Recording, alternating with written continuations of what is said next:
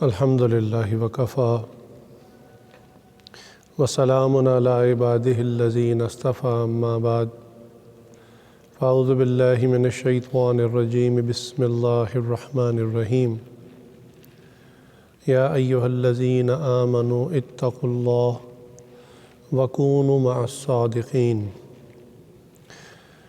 وقال اللہ تعالی فی مقام آخر فاسألوا اہل الذکر فإن كنتم لا تعلمون سبحان ربک رب العزة عما یصفون وسلام علی المرسلین والحمد للہ رب العالمین اللہم صلی علی سیدنا محمد وعلی آل سیدنا محمد وبارک وسلم اللہم صلی علی سیدنا محمد وعلی آل سیدنا محمد وبارک وسلم اللہم صلی علی سیدنا محمد وعلی آل سیدنا محمد وبارک وسلم۔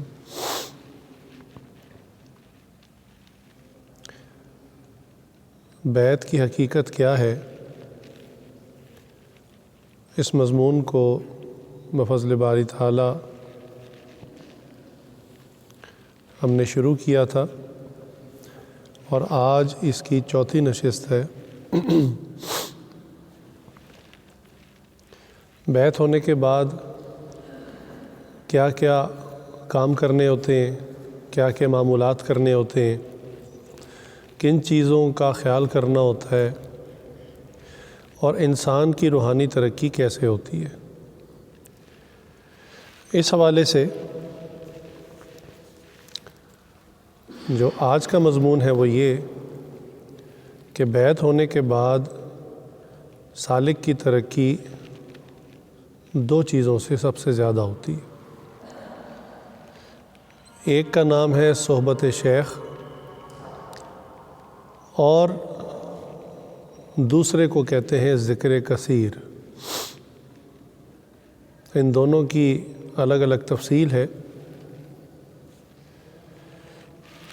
چنانچہ صحبت شیخ کیا چیز ہے اور اس کے کیا کیا مواقع ہیں۔ سب سے پہلی بات تو یہ سمجھیں کہ مشائخ جب بھی اپنے بڑوں سے اس بات کی اجازت کو حاصل کرتے ہیں کہ وہ دین کا کام کریں، بڑے ان کے ذمہ کام لگاتے ہیں، تو ان کاموں میں ایک کام ہوتا ہے مجلس ذکر کا قیام۔ یہ بعض مشائخ کی ہفتہ وار ہوتی ہے، بعض کے ہاں روزانہ ہوتی ہے، بعض کے ہاں 15 دن بعد، مہینے بعد، علاقے اور لوگوں کے اعتبار سے ہوتی ہے، لیکن عموماً یہ ہفتہ وار ہوتی ہے۔ لوگ اس مجلس ذکر کو صرف بیان سمجھتے ہیں کہ بھئی ایک بیان ہے، جیسے بہت سارے علماء بیان کرتے ہیں تو چلو مشائخ بھی بیان کرتے ہیں۔ بیان اس کا ایک پارٹ ہے، ایک حصہ ہے۔ بیان مکمل مجلس ذکر نہیں ہے، اس بات کو سمجھنا چاہیے۔ مجلس ذکر کے اندر جو 3-4 مختلف چیزیں انسان کو حاصل ہوتی ہیں، اس میں ایک چیز بیان ہے۔ بیان سے کیا ہوتا ہے؟ سالک کے علم میں ترقی ہوتی ہے، اس کا راستہ واضح ہوتا ہے، اسے پتہ چلتا ہے کہ جانا کس طرف ہے۔ مثلا آپ کو جو کہتے جائیں کہ بھئی منزل کی طرف بڑھیں، منزل کی طرف بڑھیں، منزل کی طرف بڑھیں، تو اگلا پوچھے گا جی ٹھیک ہے منزل کی طرف بڑھیں، منزل ہے کدھر؟ منزل کے لیے رخ کون سا کرنا پڑے گا؟ اسلام آباد جائیں، کراچی جائیں، ملتان جائیں، منزل ہے کہاں؟ تو ڈائریکشن اگر پتہ ہو تو انسان کے لیے چلنا آسان ہو جاتا ہے۔ تو مجلس ذکر میں جو بیان والا پورشن ہے اس سے سالک کے علم میں ترقی ہوتی ہے۔ اب وہ مضامین مختلف ہوتے ہیں، بعض اوقات خاص تصوف سے منسوب مضامین ہوتے ہیں، روحانیت سے منسوب ہوتے ہیں، ذکر اذکار سے منسوب ہوتے ہیں، بعض اوقات جو حرام حلال کے موٹے موٹے مسائل ہیں ان سے منسوب ہوتے ہیں۔ تو یہ تو جیسے جیسے اللہ تعالیٰ مشائخ کے قلب میں بات ڈالتے ہیں، اسی اعتبار سے وہ مضمون کو بیان کرتے ہیں۔ اس بیان کرنے میں بھی پھر مشائخ دو طرح کے ہیں، ایک تو استخارہ کر کے اللہ سے مانگ کر جو دل میں مضمون آئے اس کو تیار کر کے لاتے ہیں، اور بعض مشائخ کا یہ عالم ہوتا ہے کہ وہ باقاعدہ کوئی مضمون تیار کر کے نہیں لاتے، بس وہ سالکین کے سامنے بیٹھ جاتے ہیں اور جو اس وقت اللہ تعالیٰ ان کے دل میں ڈالتے ہیں وہ اس کو بیان کر دیتے ہیں۔ اور ہم نے کئی مرتبہ اس کو خود بھی تجربہ کیا، کئی مرتبہ، اور اب یہی بات سالکین ہمیں بھی کہتے ہیں۔ ہم نے کیا تجربہ کیا کہ شیخ کی صحبت میں گئے، کوئی سوال دل میں تھا، کوئی بات دل میں تھی اور وہ کرنا چاہتے تھے، لیکن اللہ کی شان بیان کا مضمون بھی بالکل کسی اور طرف جا رہا تھا۔ اچانک شیخ نے وہ بات بیان کر دی اور دوبارہ اپنے مضمون کو جاری کر دیا۔ تو حیرانگی ہوتی تھی کہ ہم نے تو زبان سے کہا بھی نہیں، لیکن حضرت کے دل میں اللہ نے ڈال دیا۔ تو اللہ تعالیٰ قلب میں ڈال دیتے ہیں، اسی لیے کہتے ہیں نا کہ جو بیان کرنے والا ہوتا ہے وہ اکثر وہ مضامین بیان کرتا ہے جو سامعین کے دل کی کیفیت کا حال ہوتا ہے، جو ان کی وقت کی دوائی ہوتی ہے نا، وہ اللہ ان کے دل میں ڈال دیتے ہیں۔ اہل قلوب کہتے بھی اسے۔ ایک شخص ایک روٹین کا، ایک جمعے کا واعظ کر رہا ہے، اس کا تو کام ہے کہ بھئی جمعے کا دن ہے، کوئی نہ کوئی تقریر تو کرنی ہے، تو کوئی حالات حاضرہ پہ کوئی اخباری بیان آ کر کیا اور گھڑی دیکھی جی وقت ہو گیا چلیں نماز کھڑی کریں، تو وہ تو اعتراض نہیں کر رہا، لیکن کسی درجے میں نا ایک لگا باندھا ایک سیٹ اپ ہے۔ لیکن مشائخ کی جو مجلس ذکر ہوتی ہے، یہ چونکہ صاحب قلوب ہوتے ہیں، اہل دل ہوتے ہیں، تو ان کے دل میں من جانب اللہ، یہ کسی شخص کا ذاتی کمال نہیں ہوتا، من جانب اللہ وہ بات آ جاتی ہے جو سالکین کی اس وقت کی ضرورت ہوتی ہے، اللہ دل میں ڈال دیتے ہیں۔ کئی مرتبہ ہم خود بھی اتنے حیران ہوئے کہ بیان اور مضمون بالکل تیار کر کے گئے، کسی جگہ مجلس تھی، کسی جگہ بیان، جیسے مختلف علاقوں میں مختلف شہروں میں بھی ہوتا ہے۔ اب جو بالکل مضمون تیار کر کے لے کر گئے، وہاں جب بیٹھے اور بات شروع کی تو دل کی کیفیت ہی بدل گئی، اور شاید ایک جملہ بھی مکمل نہیں پڑھ پائے جو لکھ کر لے کے گئے تھے، اور مکمل گھنٹے کا بیان، 1.5 گھنٹے کا بیان۔ تو اس عاجز کے ساتھ جب یہ شروع میں معاملہ شروع ہوا تو بڑی پریشانی ہوئی کہ بھی کیا کریں۔ ایک مضمون تیار کر کے استخارہ کر کے اللہ سے مانگ کر دعا مانگ کر گئے، اور وہاں جا کر تو مضامین ہی اور اترنے شروع ہو گئے۔ اب کسی اس کو بیان کریں؟ عقل کہتی ہے کہ بھئی جو دل میں آ رہا ہے اس کو روکو، جو لکھا ہوا ہے وہ سناؤ اور دل کہہ رہا ہے کہ نہیں جو واردات ہو رہی ہیں وہ سنا دو۔ تو واللہ یہ سوال پھر اس عاجز نے اپنے شیخ سے کیا، کیونکہ یہ کیفیت تھی نا جس میں پھنس گئے، فیصلہ نہیں ہو رہا، کیا کریں۔ تو اپنے شیخ سے یہ بات کی تو حضرت مسکرائے، حضرت نے فرمایا الحمدللہ میرے ساتھ بھی ایسا کئی دفعہ ہوتا ہے۔ تو فرمانے کہ اس وقت اس چیز کو بیان کرنا چاہیے جو دل میں آ رہی ہو، کیونکہ وہ لوگوں کے احوال اور وقت کی ضرورت ہوتی ہے جو اللہ دل میں ڈال رہے ہوتے ہیں۔ یا یوں کہیں کہ اس وقت کوئی حالت ایسی ہوتی ہے، اللہ تعالیٰ کے ساتھ کنیکشن ایسا جڑ جاتا ہے کہ اس وقت مضامین کی بارش شروع ہو جاتی ہے۔ تو یہ جو مجلس ذکر کا بیان ہوتا ہے یہ کوئی رٹی رٹائی تقریر نہیں ہوتی، کوئی روایتی انداز کا کوئی واعظ نہیں ہوتا کہ جو الحمدللہ وکفا سے شروع کیا اور وآخر دعوانا الحمدللہ رب العالمین کہہ کے تو اٹھ کے چلے گئے۔ یہ دل کی بات ہوتی ہے جو دل کی طرف منتقل ہوتی ہے۔ شاعر نے کہا نا کہ دل سے جو بات نکلتی ہے اثر رکھتی ہے، پر نہیں طاقت پرواز مگر رکھتی۔ تو واقعی ایسی جگہوں پر جب اس عاجز کا یہ معاملہ ہوا کہ بھئی جو بات لکھ کے گئے تھے وہ تو نہ کر سکے، کچھ اور ہی کر کے آ گئے، پھر اللہ سے مانگتے رہے، استغفار کرتے رہے، یا اللہ ہم تو کام خراب کر رہے ہیں، اب آپ ٹھیک کر دیں، ہم تو کام خراب کر رہے ہیں، ہم تو کام خراب کرنے والے، اب آپ ہی ٹھیک کر دیں۔ تو بعض اوقات کارگزاری بھی آ جاتی ہے. تو سالکین سننے والوں نے کہا کہ جتنا فائدہ آج کے بیان سے ہوا اس سے پہلے کبھی نہیں ہوا. اللہ کی شان. تو یہ وقت کا حال ہے. دیکھیں نا، ایک شخص کو بھوک لگی ہے اور آپ کھانے کی بات نہیں کر رہے، آپ اس کے ساتھ کپڑوں کی بات کر رہے ہیں، مکان کی بات کر رہے ہیں، سواری کی بات کر. اس کا مسئلہ تو کھانے کا بنا ہوا ہے، بھوک لگی ہوئی اسے. تو جب تک آپ اس کو کھانا نہیں دیں گے اس کا مسئلہ تو وہیں رہے گا نا، وہ تو پھنسا رہے گا اپنے اس پرابلم میں. تو بالکل اسی طرح مجالس ذکر کے اندر جو بیان ہوتا ہے اس سے سالک کی علمی ترقی ہوتی ہے. یہ ایک چیز ہے جو مجلس ذکر میں ملتی ہے. دوسری چیز، جو ذکر مجلس ذکر میں ہوتا ہے، چونکہ نام ہی مجلس ذکر ہے، مقصد ہی اس کا ذکر کرنا ہے، تو جو ذکر کروایا جاتا ہے اس سے سالک کی روحانی ترقی ہوتی ہے. یعنی کبھی ایسا ہو جاتا ہے کہ انسان گھر سے وقت پہ نکل پڑتا ہے کہ راستے میں ٹریفک ہے، سواری خراب ہو گئی، لیٹ ہو جاتا ہے بندہ. تو بعض کا سالکین افسوس کر رہے ہوتے ہیں کہ آج کا بیان تو مس ہو گیا، تو اب جانے کا کیا فائدہ. تو اس لیے یہ عاجز ان کو ٹکڑوں میں سمجھا رہا ہے کہ ہر چیز کی اپنی افادیت ہے. اگر بیان مس بھی ہو گیا تو ذکر کی مجلس جو اصل ہے، مجلس ذکر نام ہی اسی نسبت سے ہے، تو ذکر کی مجلس میں پہنچ جائیں. اس سے روحانی ترقی ہوگی. اس سے علمی ترقی ہونی تھی بیان سے، اور اس سے روحانی ترقی ہونی ہے. تو لہٰذا آپ کا تو کوئی نقصان نہیں، فائدہ ہی ہے. پھر دیکھیے، شیخ دعا بھی کرواتے ہیں. تو دعا سے کیا ہوتا ہے؟ بعض سالکین افسوس کرتے جی میں بالکل آخر میں بس دعا ہی ملی ہے مجھے، باقی ساری مجلس رہ گئی.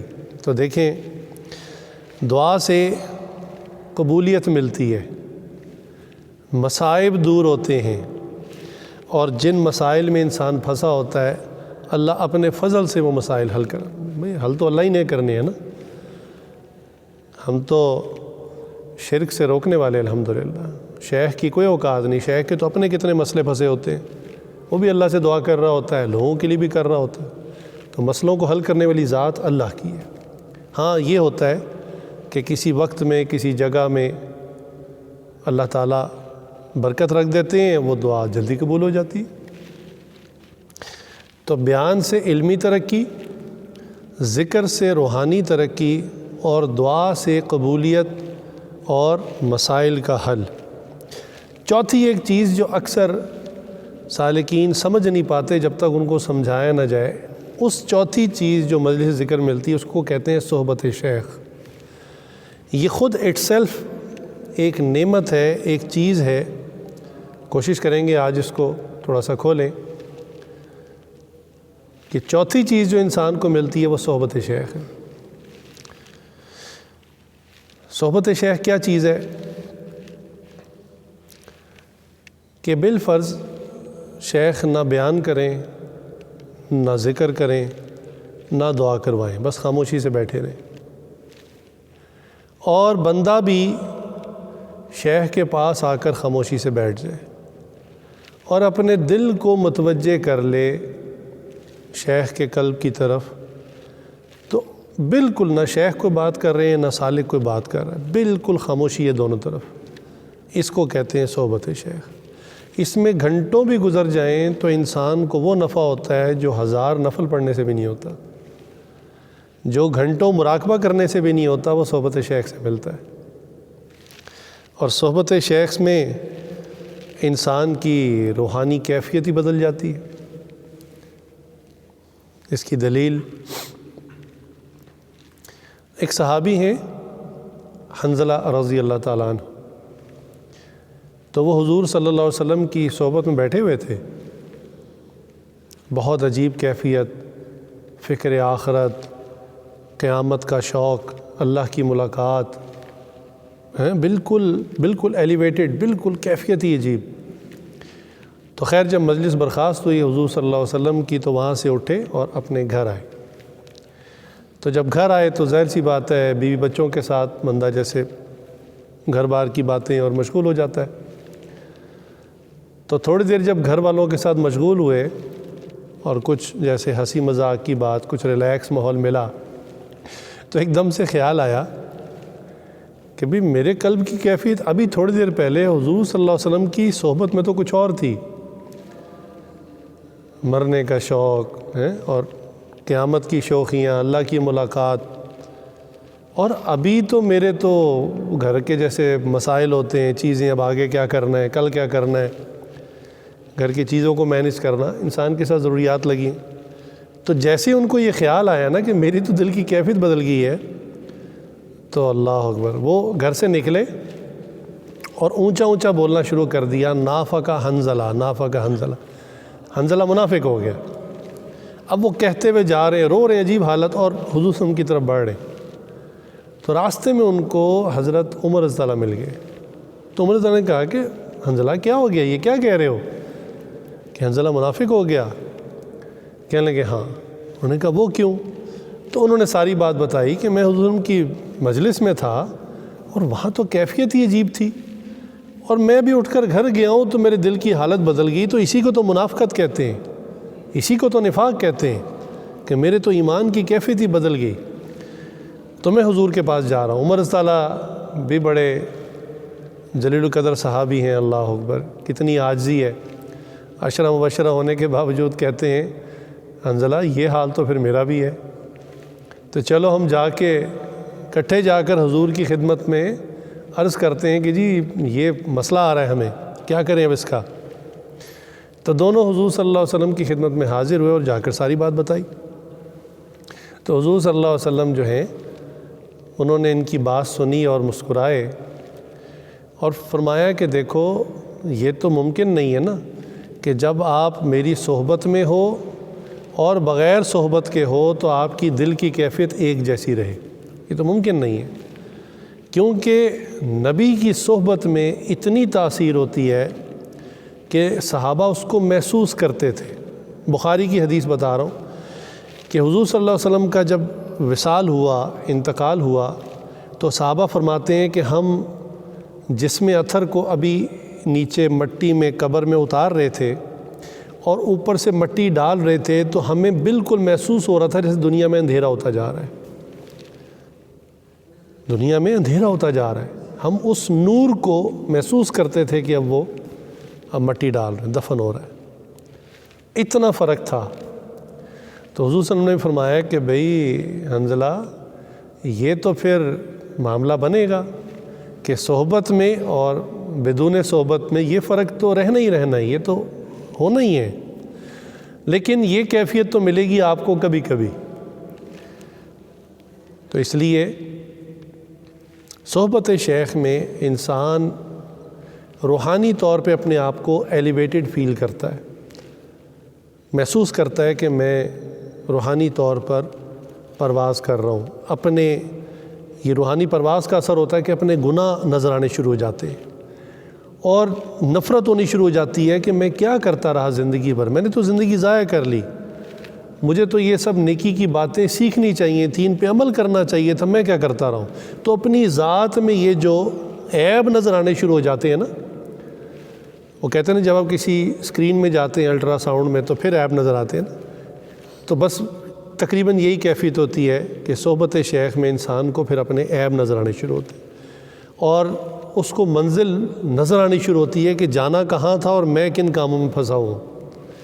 تو یہ سب کیفیات ہیں جو صحبت شیخ میں حاصل ہوتی ہے۔ اکثر دل کے بند تالے کھل جاتے ہیں، بہت ساری ایسی چیزیں جو عقلاً سمجھ نہیں آ رہی ہوتی، انسان قرآن بھی دیکھ رہا ہوتا ہے، اس کے لیے حدیث بھی دیکھ رہا ہوتا ہے، علماء سے مسائل بھی پوچھ رہا ہوتا ہے اس خاص مسئلے میں، لیکن دل مطمئن نہیں ہو رہا ہوتا، اور بعض اوقات وہ اتنی سی بات صحبت شیخ میں جا کر ایسی حل ہو جاتی ہے کہ جیسے دل میں کوئی گرہ لگی تھی وہ کھل گئی، کیونکہ مشائخ دلوں کے رازدار ہوتے ہیں۔ اللہ تعالیٰ علم غیب کے مالک ہیں، یہ فقط اللہ تعالیٰ کی شان ہے، اللہ کی صفت ہے، کسی بندے کا کمال نہیں ہے، لیکن اللہ تعالیٰ کبھی کسی نہ کسی کو کوئی چیز کھول دے، اس کی عطا ہے۔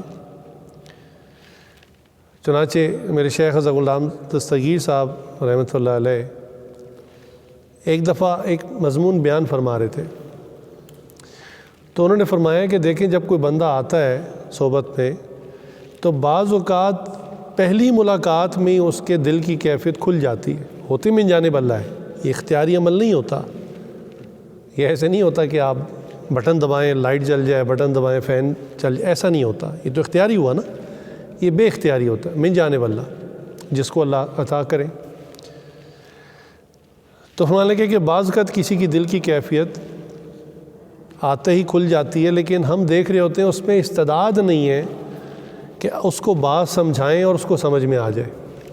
تو فرمانے لگے کہ پھر بعض اوقات اس کی وہ بات ہم سنبھال کے رکھتے ہیں، اس کو نہیں بتاتے، ہم موقع کا انتظار کرتے ہیں۔ اور حضرت نے اسی بیان میں بات کرتے کرتے کہا، حضرت کے کوئی مرید تھے ڈاکٹر صاحب، ان سے کہا کہ ڈاکٹر صاحب آپ کو میں نے کل یہ فلاں بات کہی کہ ڈاکٹر صاحب اس کو چھوڑ دیں اور ایسے کر لیا کریں، تو آپ نے کیا کہا کہ حضرت مسئلہ ہی کوئی نہیں، میں اس کو کر لیتا ہوں۔ تو بیٹھے ہوئے سامنے کہا جی حضرت بالکل ایسا ہی ہے، یہ تو مسئلہ ہی کوئی نہیں تھا۔ مانے کہ یہ بات کہنے کے لیے میں نے 2 سال انتظار کیا ہے، میں 2 سال تک ویٹ کرتا رہا، آپ جب میرے پاس آتے تھے میں آپ کی کیفیت دیکھتا تھا کہ آپ اس چیز میں مبتلا ہیں، اور چاہتا تھا میں کہہ دوں لیکن میں دیکھتا تھا کہ آپ کے اندر ابھی استعداد صلاحیت نہیں ہے کہ آپ اس کو چھوڑ سکیں، تو میں نے 2 سال انتظار کیا اور کل میں نے یہ بات آپ سے کی، آپ نے کہا مسئلہ ہی کوئی نہیں۔ تو ڈاکٹر تو اسی کو کہتے ہیں نا جو صحیح ڈوز میں صحیح پوٹینسی میں دوائی دے، نہ اتنی تیز ہو کہ مریض کو نقصان ہو جائے، نہ اتنی لائٹ ہو کہ وہ اثر ہی نہ کرے۔ تو بہرحال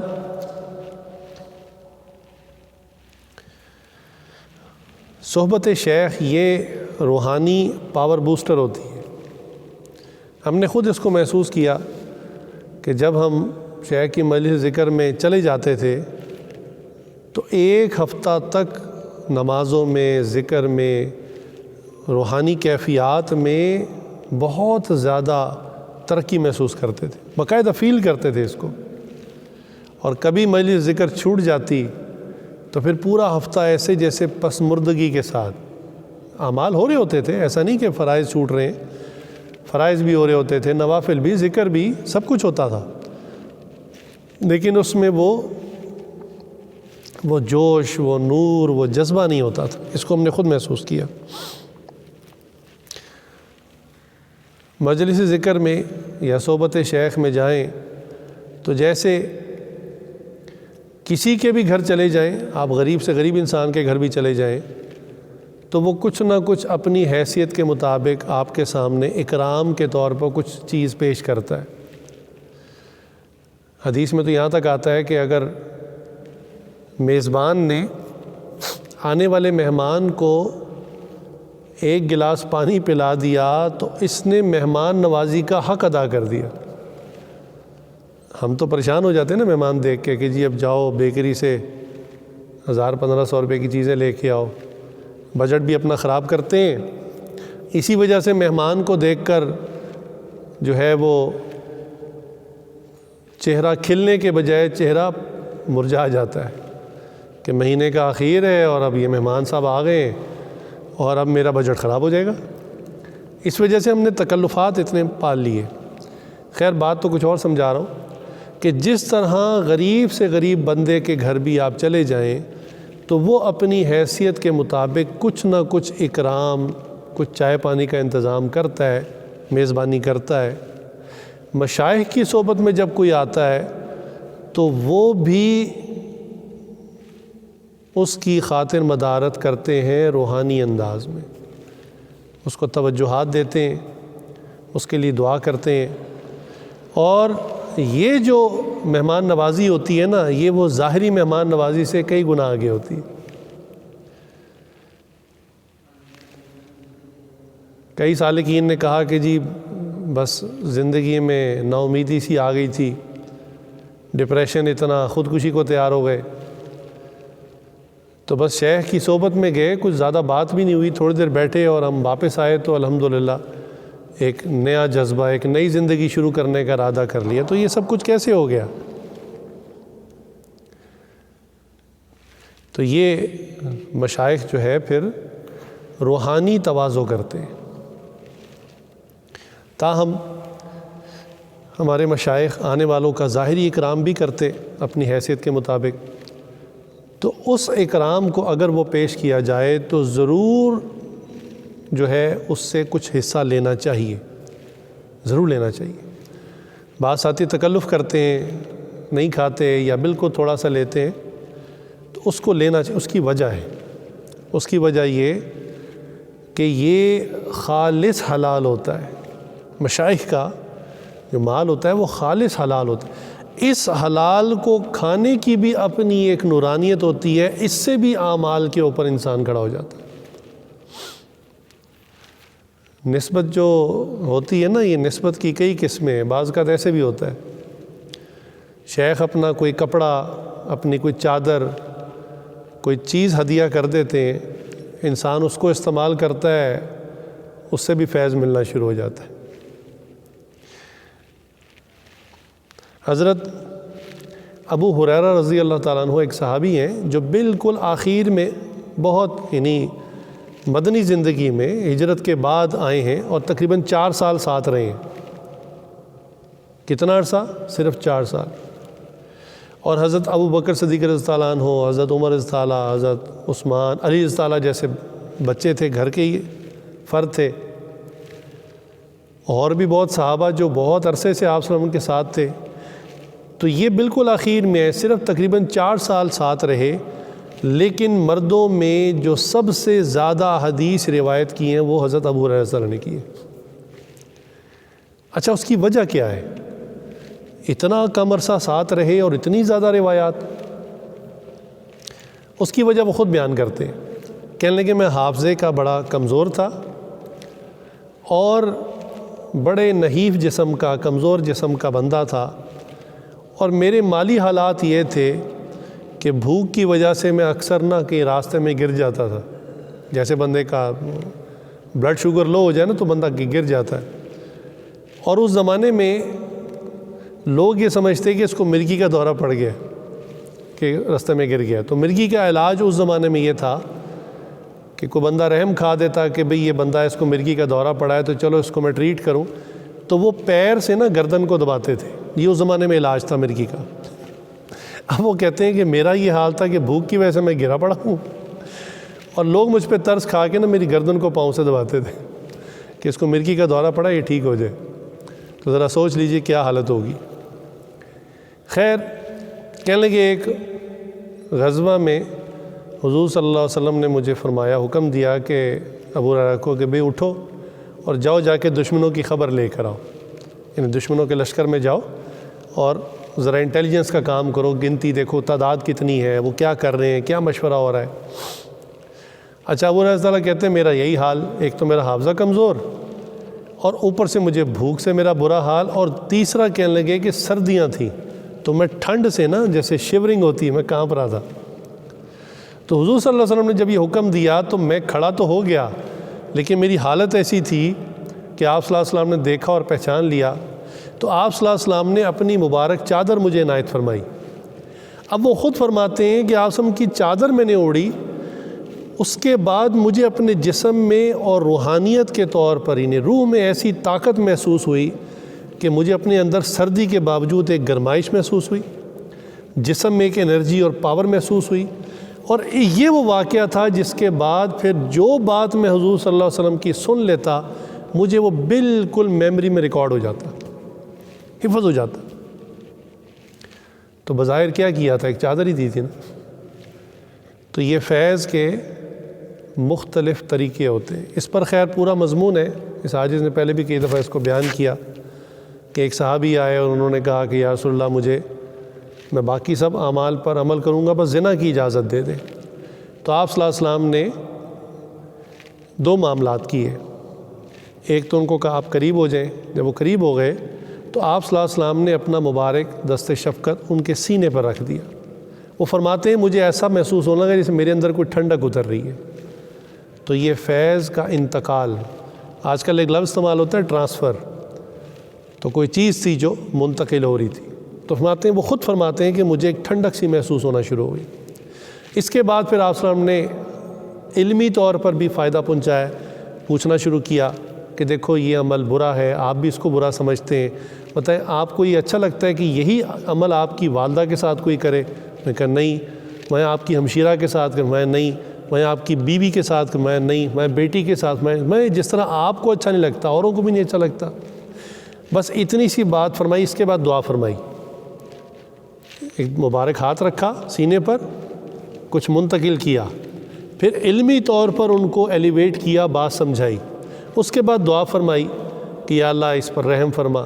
اور فرماتے وہ صحابی فرماتے ہیں کہ میں جب اٹھ کر چلا گیا تو زندگی میں مجھے تمام کبیرہ گناہوں سے نفرت تھی، لیکن جتنی نفرت مجھے زنا کے عمل سے تھی اتنی نفرت مجھے کسی اور گناہ سے نہیں، جیسے کہتے ہیں نا کھرچ کے باہر پھینک دیا۔ تو یہ صحبت کا اثر بعض اوقات شیخ کو چیز دے کر بھی یا کچھ کھلا کر بھی، ہمارے بعض مشائخ کا یہ معمول تھا کہ وہ آنے والے مجلس کے جو ساتھی ہوتے تھے نا ان کے لیے چائے خود بناتے تھے، حالانکہ خادم بہت ہوتے تھے لیکن وہ خود چائے بناتے تھے۔ اس چائے بنانے کے اندر وہ اتنے انگریڈینٹس ڈال دیتے تھے کہ ماشاءاللہ پینے والا جب اس کو پیتا تھا تو پھر الحمدللہ کافی صفائی اس کی ویسے ہو جاتی تھی۔ تو بہرحال یہ صحبت شیخ کی چند مثالیں میں نے آپ کو دیں۔ مجلس ذکر کے اندر بیان سے علمی ترقی، ذکر سے روحانی ترقی، دعا سے قبولیت، مصائب دور، مسائل حل بفضل باری تعالی، اور صحبت شیخ جو اصل چیز ہے، روحانی بوسٹر کا ملنا، اور کوئی ظاہری اکرام ہو تب بھی ٹھیک، ورنہ روحانی باطنی اکرام تو بہرحال ہوتا ہے۔ دوسری چیز صحبت شیخ میں کیا ہے؟ دوسری اہم چیز ہے نظروں میں رہنا، نظروں میں رہنا۔ یہ یاد رکھیں کہ سامنے بیٹھنے والے کو ہمیشہ فائدہ ہوتا ہے۔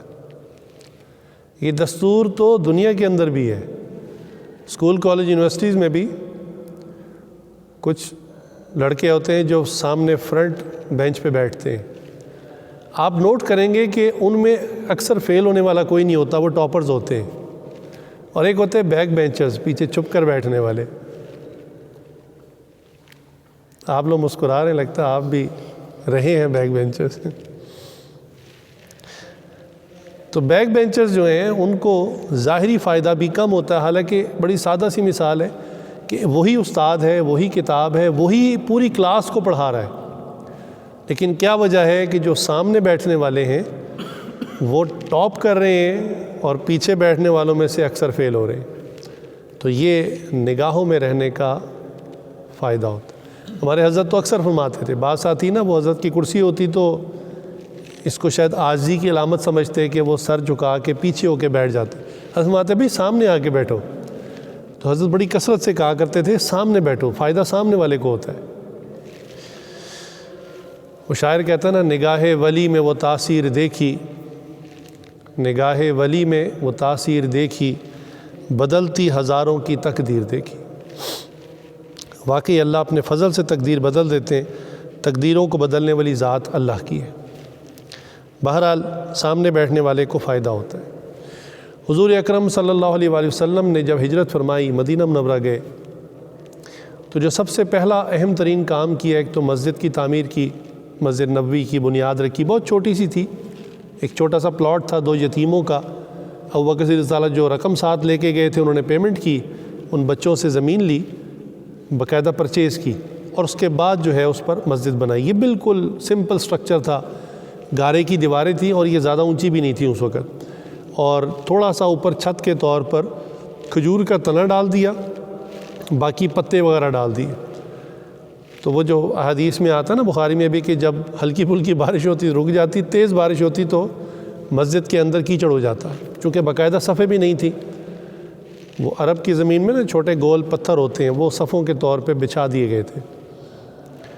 تو لیلۃ القدر والی حدیث میں بھی آتا ہے کہ آپ صلی اللہ علیہ وسلم نے 21ویں رات کو ترکی خیمے سے چہرہ باہر نکالا تو پیشانی مبارک پر ہلکا سا کیچڑ کا نشان تھا، جو صحابی نے روایت کی ہے۔ تو اس کی وجہ یہ تھی کہ رات بارش ہوئی تھی اور مسجد جو ہے وہ ٹپکی، اس کی وجہ سے اندر کچھ کیچڑ سا ہو گیا۔ تو بہرحال یہ بالکل سمپل سٹرکچر تھا جو آپ صلی اللہ علیہ وسلم نے اولاً تیار کیا۔ اور دوسرا جو اہم کام تھا وہ یہ تھا کہ ایک مدرسہ بنایا، اور یہ مدرسہ کہاں تھا، کون سا تھا؟ اصحاب صفہ کے نام سے ایک چبوترا تھا، ایک چھوٹی سی سٹیج نما تھڑی سی تھی جس پر علم دین سیکھنے والے آ کر بیٹھ جاتے۔ کوئی نیا مسلمان ہوتا یا پہلے سے جو مسلمان ہیں وہ قرآن یاد کرنا چاہتے یا حدیث یاد کرنا چاہتے، وہ یہاں آ کے بیٹھ جاتے اور ایک دوسرے کو سناتے۔ چونکہ اس زمانے میں ٹیچنگ اور لرننگ کا اور کوئی میڈیا نہیں تھا، تو زبانی کلامی جو آیتیں سنی ہوتی جن کو حفظ ہوتی دوسروں کو یاد کراتے، آپ صلی اللہ علیہ وسلم کا جو فرمان سنا ہوتا دوسروں کو سناتے۔ اور اس کی جو پلیسمنٹ تھی، اس کی جو جگہ تھی، وہ حضور صلی اللہ علیہ وسلم نے اپنے مبارک گھر کے بالکل سامنے رکھی تھی۔ یعنی جیسے ہی آپ صلی اللہ علیہ وسلم اپنے حجرہ مبارک سے دروازہ کھول کر نکلتے تو سیدھا ان پر نظر پڑتی۔ تو وہ نظروں میں رکھنے والی بات، اس کے لیے آپ کو یہ نقطہ بتایا کہ جو نظروں میں رہتا ہے اس کو پھر فائدہ ہوتا ہے۔ نظروں میں کیا تاثیر ہوتی ہے؟ واقعات تو بہت ہیں، تاہم ایک واقعہ سنا دوں۔ حضرت خواجہ حسن سواک رحمۃ اللہ علیہ، یہ خلیفہ مجاز تھے حضرت خواجہ سراج الدین رحمۃ اللہ علیہ کے۔ اللہ تعالیٰ نے ان کے اندر کیا تاثیر رکھی تھی؟ ان کی نظروں میں، یہ ہمارے اسی برِ صغیر کے یعنی بزرگ ہیں۔ تو انگریز کی عدالت تھی، برٹشرز یہاں آ چکے تھے، تو انگریز کی عدالت میں ہندوؤں نے ایک کیس دائر کیا کہ جی یہ حضرت صاحب جو ہیں لوگوں کو زبردستی کلمہ پڑھاتے۔ تو جب پیشی ہوئی تو جج انگریز تھا، اس نے پوچھا کہ جی آپ کے بارے میں یہ آپ پر الزام ہے کہ آپ لوگوں کو زبردستی کلمہ پڑھا کے مسلمان کرتے ہیں۔ تو انہوں نے کہا کہ جی یہ الزام تو درست نہیں ہے، اور یہ کہہ کر نا سامنے جو ہندو انسپیکٹر کھڑا ہوا تھا نا پولیس کا، تو حضرت نے اس کو توجہ دی اور غور سے دیکھنا شروع کیا اور کہا کہ کیا میں نے آپ کو کلمہ پڑھنے کے لیے کہا ہے؟ اور اس نے ساتھ ہی کہا اشہد ان لا الہ الا اللہ محمد رسول اللہ، کلمہ پڑھ دی۔ پھر اس کے ساتھ ایک اور ہندو کھڑا تھا، فرمایا کہ کیا میں نے آپ کو کلمہ پڑھنے کے لیے زبردستی کہا ہے؟ اس نے کلمہ پڑھا۔ تیسرے کو اشارہ کیا، اس نے کلمہ پڑھا۔ جج کو اپنی فکر ہوئی کہ اگر انہوں نے میری طرف انگلی کر دی تو میرا بھی نمبر آ جائے۔ انہوں نے کہا اچھا ٹھیک ہے، ہم سمجھ گئے، ہم کیس برخاست کرتے ہیں اور آپ کو باعزت بری کرتے ہیں۔ یہ کہہ کے انہوں نے ان کو رخصت کر دی۔ تو دیکھیے نظروں میں رہنے کے بہرحال بہت فائدے ہیں۔ نظر تو انسان کی ہوتی ہے، لیکن نظر کے پیچھے بعض اوقات دعا اور کیفیت ایسی ہوتی ہے کہ اللہ کے ہاں وہ قبول ہو جاتی ہے اور بندے کا کام ہو جاتا ہے۔ بس یہ بات ہے۔ تیسری اہم چیز ہے خدمت شیخ۔ اس کو بھی سمجھنا چاہیے کہ خدمت کیا چیز ہے۔ پہلے سمجھ لیں کہ خدمت شیخ کی تعریف کیا ہے، مقصود کیا ہے، کیوں خدمت کی ضرورت ہے۔ مشائخ کو تو اپنی خدمت کروانے کا نہ کوئی شوق ہوتا ہے، نہ ان کو ضرورت ہوتی ہے، لیکن سالک کے لیے یہ چیز ضروری ہوتی ہے۔ It's a part of his training, یہ اس کی تربیت کے لیے ضروری ہوتا ہے۔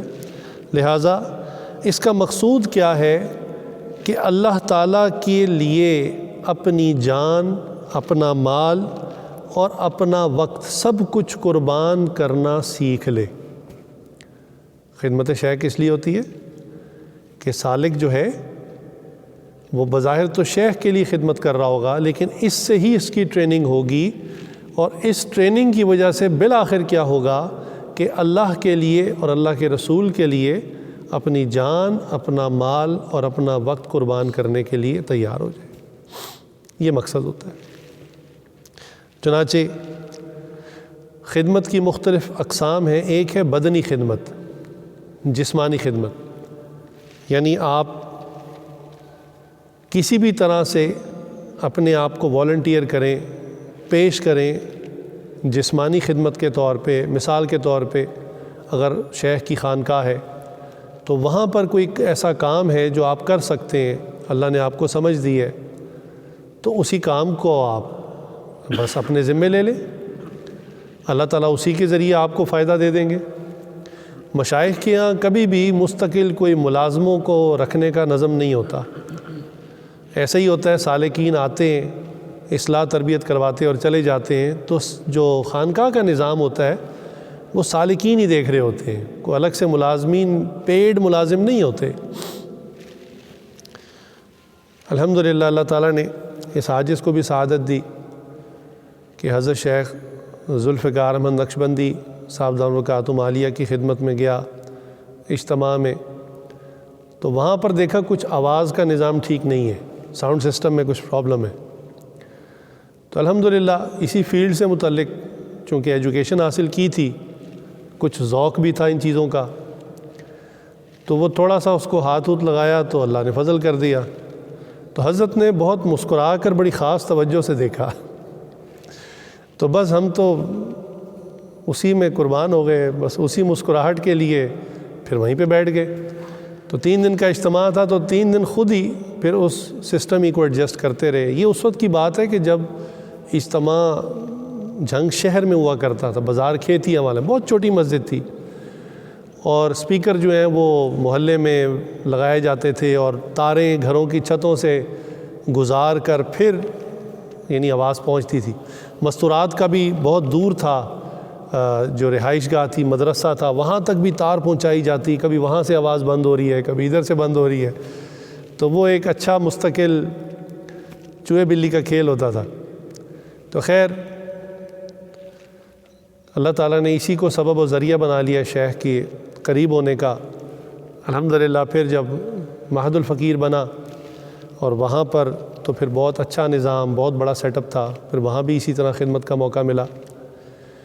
پھر کچھ ملکی حالات اس طرح کے ہوئے تو حضرت نے اس عاجز کو سیکیورٹی کے اندر شفٹ کر دیا، ساؤنڈ سسٹم کے لیے ایک اور ساتھی کو کہہ دیا، اور اس عاجز کو پھر سیکیورٹی کے لیے۔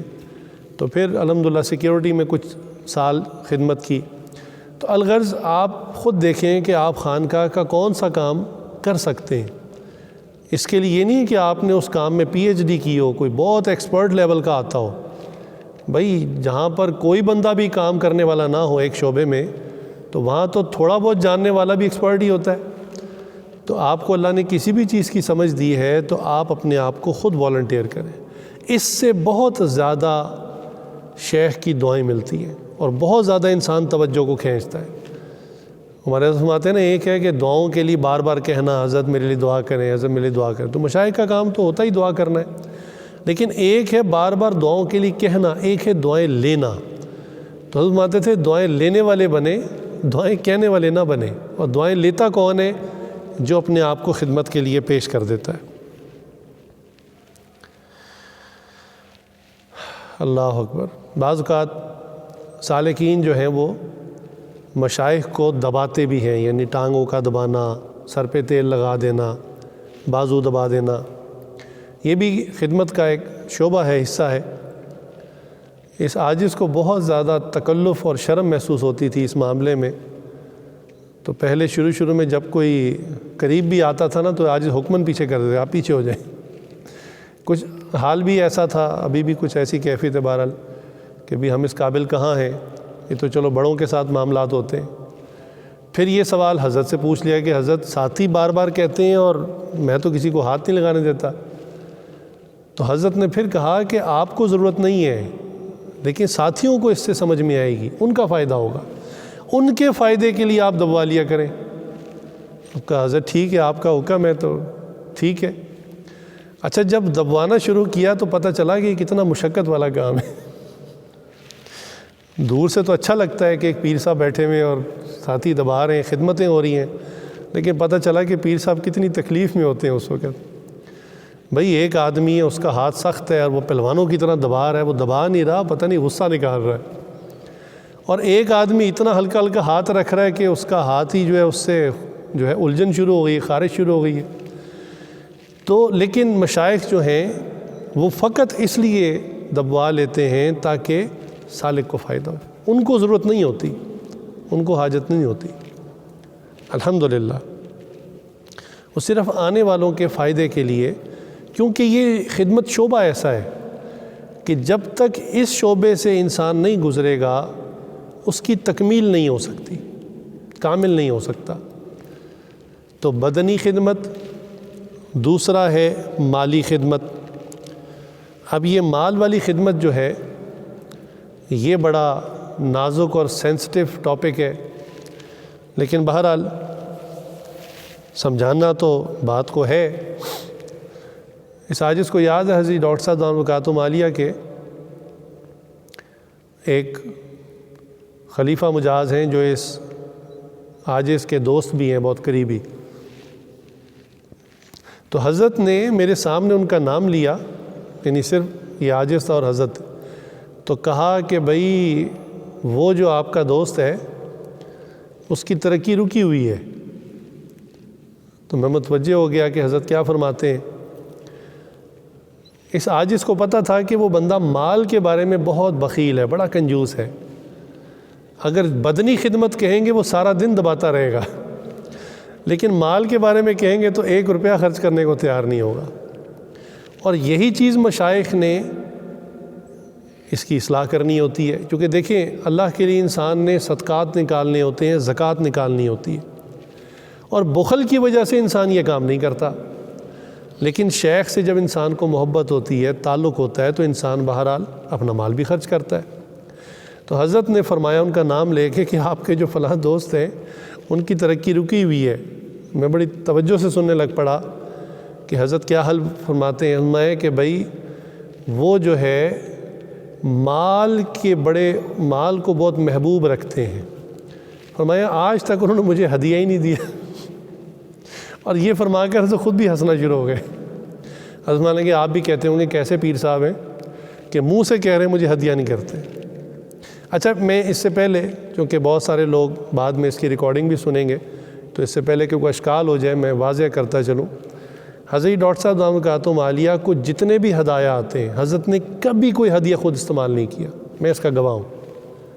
حضرت ہدیہ صرف اس سالک کا استعمال کرتے ہیں اپنی ذات پر کہ جس کا پکا پتہ ہو کہ ایک تو یہ پرانا ساتھی ہے اور یہ واقعی اخلاص سے دے رہا ہے، ورنہ بے تحاشا ہدایہ آتے ہیں، اس کا ہدیہ اس کو دے دیتے ہیں، اس کا ہدیہ اس کو دے دیتے ہیں، اس کا ہدیہ اس کو دے دیتے ہیں، خود استعمال نہیں کرتے، اپنی ذات پہ استعمال نہیں کرتے۔ اور اکثر میں نے دیکھا حضرت اس کے لیے دعا چونکہ کرنی ہوتی ہے، تو حضرت مثال کے طور پہ کسی نے پرفیوم دیا نا، تو حضرت پرفیوم کی جو پیکنگ ہوتی ہے نا، ڈبی، وہ سنبھال لیتے ہیں اور اس کو اپنے سرانے رکھ لیتے ہیں، اور پرفیوم جو ہے اس کو ایک آدھ دفعہ لگا لیتے ہیں تاکہ اس کی بھی دل آزاری نہ ہو، کہہ دیتے ہیں بھائی میں نے استعمال کیا، میں کرتا ہوں استعمال، اور کوئی ملنے آیا تو حضرت نے اس کو ہدیہ کر دیا۔ کوئی بھی چیز آئی حضرت نے اٹھا کر آگے دے دی۔ اپنی ذات پر اس لیے استعمال نہیں کرتے تھے تاکہ اپنا نفس سیدھا رہے، اس کو کہیں تمانا پیدا ہو جائے، مریدوں کے مال پر نظر نہ چلی جائے، حضرت اتنا دھیان رکھتے۔ اس عاجز نے دیکھا حضرت کے سرہانے چونکہ میڈیسنز وغیرہ دوائیاں پڑی ہوتی ہیں یا لکھنے کے لیے جیسے پین وغیرہ ہوتے ہیں، تو حضرت کیا کرتے ہیں کہ کبھی پرفیوم کی ڈبی کو کاٹ کے اس کا ہولڈر بنایا ہوا ہے، اس میں کوئی میڈیسن ڈالی ہوئی ہے، ٹیپ سے اس کو لگا لیا، کبھی اس میں پین رکھا ہوا ہے، کبھی کسی پرفیوم کی بوٹل کا جو کیپ ہوتا ہے وہ رکھا ہوا ہے۔ اب نیا آدمی جو جانتا نہ ہو تو وہ جاتا ہے، وہ جا کر حیران ہوتا ہے کہ حضرت کے سرانے کیا پڑا ہوا ہے، مطلب مختلف پرفیومز کی اور چیزوں کی ڈبیاں یا ڈھکن۔ تو اگلا کہتا ہے کہ بڑے دنیا کے چاہنے والے ہیں، تو دیکھیں ان کو ڈھکن سے کتنی محبت ہے۔ بعض ہوتے ہیں نا باٹلز کے ڈھکن بڑے خوبصورت ہوتے ہیں، تو رکھے ہوتے ہیں حضرت، تو وہ صرف قریب والے آدمی کو پتہ ہے کہ فقط دعا کے لیے کہ یہ فلاں بندے نے مجھے گفٹ کیا تھا، اب اس کی نشانی رہے، کیونکہ آتے جاتے نظر پڑتی ہے اس کے لیے دعا شروع کر دیتے ہیں۔ مشائخ اتنی دعا کرتے ہیں، اگلے نے تو اتنے کا گفٹ نہیں دیا ہوتا جتنی وہ اس کے لیے دعا کر دیتے۔ تو خیر حضرت مسکرائے، حضرت نے فرمایا کہ بھئی آپ بھی کہتے ہوں گے عجیب شیخ ہیں کہ خود منہ سے گفٹ مانگ رہے ہو، حکمن منع کیا کہ اس کو جا کے بتانا نہیں کہ میں نے یہ بات کی ہے، میں آپ کو سمجھا رہا ہوں۔ تو بہرحال ہمیں تو یہ مضمون کہتے ہوئے شرم آتی ہے، لیکن بہرحال سالکین کی ترقی کے لیے یہ سمجھنا ضروری ہے کہ جب تک انسان اپنی جان، اپنا مال، اپنا وقت شیخ پر قربان نہیں کرتا، اس کی ترقی ایک حد سے آگے نہیں ہوتی۔ اور اسی سے انسان سیکھتا ہے کہ پھر ہم نے اللہ کے لیے کیسے اپنی جان کو کھپانا ہے، کیسے اپنے مال کو کھپانا ہے، کیسے اپنے وقت کو کھپانا ہے۔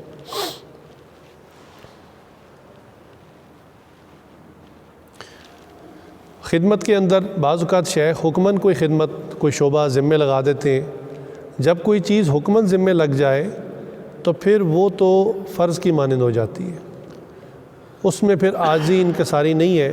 مثلاً اگر شیخ کسی کو کہہ دیں کہ بھئی آپ کو میں نے اجازت خلافت دی ہے، اب جائیں جا کے دین کا کام کریں، اور وہ کہ نہیں حضرت میں تو اس قابل ہی نہیں، میں تو نہ بیان کر سکتا ہوں، نہ میں کسی کو بیعت کر سکتا ہوں، تو یہ عاجزی انکساری نہیں ہے، یہ کام چوری ہے۔ حضرت نے اس پر پھر بہت ڈانٹ پلائی، بہت زیادہ کہا کہ یہ کام چوری ہے، اور فرمایا کہ جو بندہ شیخ کی زندگی میں دین کا کام نہیں کرتا، وہ شیخ کے جانے کے بعد بالکل نہیں کر سکتا۔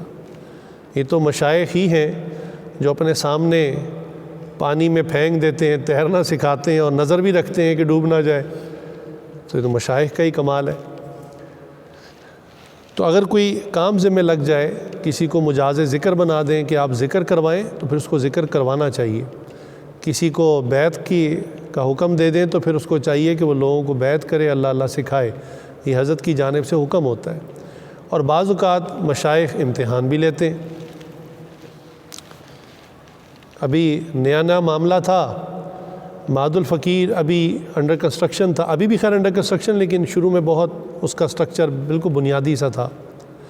تو اجتماع کے ہی دن تھے، اس عاجز کو یاد ہے، تو حضرت صاحب کا جو کمرہ تھا اس کے ساتھ ایک چھوٹا سا کچن تھا۔ تو کچن کے اندر کسی نے لا کر جو ہے نا وہ بوریاں رکھ دیں بہت زیادہ، کچھ آٹے کی، کچھ شاید ڈرائی فروٹس تھے، کچھ ایسی چیزیں بھر دی اوپر تک۔ اب وہ بھرنے والے تو مزدور لوگ تھے، بھر کے چلے گئے۔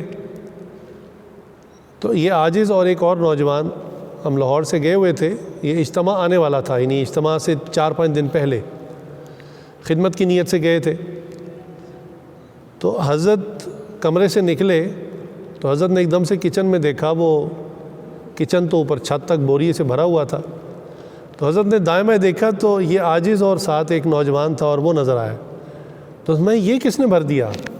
ہم نے کہا صاحب ہمیں تو پتہ نہیں، ہم تو آج ہی پہنچے ہیں اور یہ معاملہ ہوا ہے۔ اب سفر کی تھکاوٹ بھی تھی، آئے ہوئے تھے۔ تو حضرت میں آیا تھا کسی کو چاہیے کہ اس کو یہاں سے نکال کے خالی کر دیں۔ مشائخ کبھی حکم نہیں دیتے، چونکہ حکم دینے سے یہ ہوتا ہے کہ اگر حکم دے دیا اگلے نے نہ کیا اس کا نقصان ہوگا۔ تو فرمایا کہ کسی نوجوان کو چاہیے کہ اس کو نکال کے نا یہاں سے خالی کر دے۔ حضرت یہ فرما کے چلے گئے۔ اب اس عاجز نے فوراً اس نوجوان کو کہا، اس کا نام عمر تھا، کہا کہ عمر اب امتحان کا وقت ہے، اب حضرت نے ہمارا ٹیسٹ لے رہے۔ الحمدللہ اللہ جزائے خیر دے حضرت ڈاکٹر صاحب دامت برکاتہم عالیہ کو، انہوں نے یہ چیزیں تو سکھا دی ہوئی تھی۔ تو کہا کہ اب ہمارا ٹیسٹ ہے، اب شیخ ہمارا امتحان لے رہے ہیں اور اب ہم نے نا اس کو خالی کرنا ہے۔ اب وہ کہے کہ جناب یہ ذرا دیکھیں تو صحیح، بوریاں اتنی بڑی 50-50 کلو کی، اور ہم تو مزدور لوگ نہیں ہیں، مزدوروں کو تو ٹیکنیک آتی ہے، وہ ٹیکنیک سے اٹھا لیتے ہیں، انہیں کچھ نہیں ہوتا، ہم تو 2-4 بوریوں کے بعد کمر لے کے بیٹھے ہوں گے۔ تو اس عاجز نے کہا کہ بھئی اب جو بھی ہے، کمر ٹوٹتی ہے تو ٹوٹے، اب یہ کام تو کرنا ہے۔ خیر اس ساتھی نے اس عاجز کا ساتھ دیا، ہم دونوں گھس گئے اندر، نہ کپڑوں کا خیال کیا، نہ اس چیز کا خیال کیا کہ ہم سے اٹھائی جا رہی ہے یا نہیں اٹھائی جا رہی۔ بہرحال 4-5-6 بوریاں اٹھانے کے بعد چونکہ جسم سن ہو گیا، پھر اٹھانا آسان ہو گیا۔ پہلے تو بہت درد ہوئی، اس کے بعد پھر پتہ نہیں چل رہا تھا کہ کیا ہو رہا ہے، اور بس ایک لگن تھی کہ بس کو خالی کرنا ہے۔ خیر وہ نکالتے گئے، اٹھا کے باہر رکھتے گئے، اور بالکل ایسا لگتا تھا کہ ابھی ٹک کی آواز آئے گی اور کمر کا کام ہو جائے گا، بالکل ایسا محسوس ہوتا تھا۔ خیر وہ خالی کیا، خالی کرنے کے بعد آرام سے بیٹھ گئے۔ حضرت کو بتایا بھی نہیں کہ حضرت ہم نے خالی کیا، ہم نے، ہوتا ہے نا بندہ شیر بنتا ہے کہ جناب میں نے یہ کام کیا، بس خاموشی سے جا کے بیٹھ گئے۔ لیکن ہماری شکلوں پہ چونکہ 12 تو بجے ہوئے تھے، اب کچھ کھایا بھی نہیں ہے، سفر سے بھی آئے ہیں، اب ہاتھ منہ بھی بھر گئے اور کپڑے بھی بھر گئے، تو بیٹھے ہوئے سانس لے رہے تھے کہ حضرت تشریف لائے ایک دم سے، تو حضرت نے ایک دم سے اندر دیکھا، اوہ یہ تو خالی ہو گیا، آپ لوگوں نے خالی کیا۔ اب حضرت جانتے تھے، لیکن بنیادی طور پہ ہمارا امتحان لے رہے تھے۔ اصل میں مشائخ یہ دیکھتے ہیں کہ یہ کتنا پکا ہے، اس میں محبت کس شدت کو پہنچ چکی ہے، اس پر اگر میں شریعت کا کوئی بوجھ ڈالوں گا یہ اٹھا لے گا۔ ایسا نہ ہو کہ میں اس کو ایک اہم ہیرا، قیمتی ہیرا پکڑاؤں اور یہ وہیں پھینک کر چلا جائے، اس کو پرواہ ہی کوئی نہ ہو۔ تو مشائخ بعض اوقات فزیکل ٹیسٹ بھی لیتے ہیں کہ یہ بندہ کتنا مضبوط ہے، کتنا پختہ ہے۔ تو بہرحال اچانک یہ بات دل میں آ گئی، اس لیے آپ کے سامنے عرض کر دی۔ تو خیر، اگر حضرت خدمت کوئی ذمے لگا دیں تو انسان اس کو فرض سمجھ کے کرے، اگر نہ بھی ذمے ہو تو خود اپنے ذمے کوئی کام لے لے اور خاموشی سے کر دے، بتائے نہ کہ میں نے یہ کام کر دیا۔ بہرحال یہ راستہ سچائی کا ہے، اللہ تعالیٰ شیخ کے دل میں بات ڈال ہی دیتے ہیں، پتہ چل ہی جاتا ہے۔ چوتھی چیز صحبت شیخ کے اندر وہ ہے بیانات کا سننا۔ اگر شیخ کی کتابیں موجود ہوں تو کتابوں کا پڑھنا، اگر بیانات موجود ہوں تو بیانات کا سننا، یعنی بیانات کے بار بار سننا۔ آج اس زمانے میں یہ اللہ نے ایک آسانی کر دی، پہلے وقتوں میں بھی ہمارے مشائخ کے آڈیو کیسٹس ریکارڈ ہوتے تھے اور الحمدللہ بار بار ان کو سننے سے فائدہ ہوتا تھا۔ میرے شیخ حضرت غلام صغیر صاحب رحمۃ اللہ علیہ اکثر اس عاجز کو کوئی کتاب دیتے تو یہ بات فرماتے تھے کہ اس کتاب کو آپ نے کیسے پڑھنا آپ کو پتہ ہے؟ تو چونکہ میری عمر چھوٹی تھی، میں کہتا حضرت مجھے نہیں پتہ، آپ بتا دیں۔ حضرت فرماتے تھے آپ نے اس کو 3 دفعہ پڑھنا ہے۔ تو بہت حیران ہوتا تھا، اردو کی کتاب ہے، ایک دفعہ پڑھ لی کافی، 3 دفعہ کیوں پڑھنا ہے؟ ذہن میں اشکال آتا تھا۔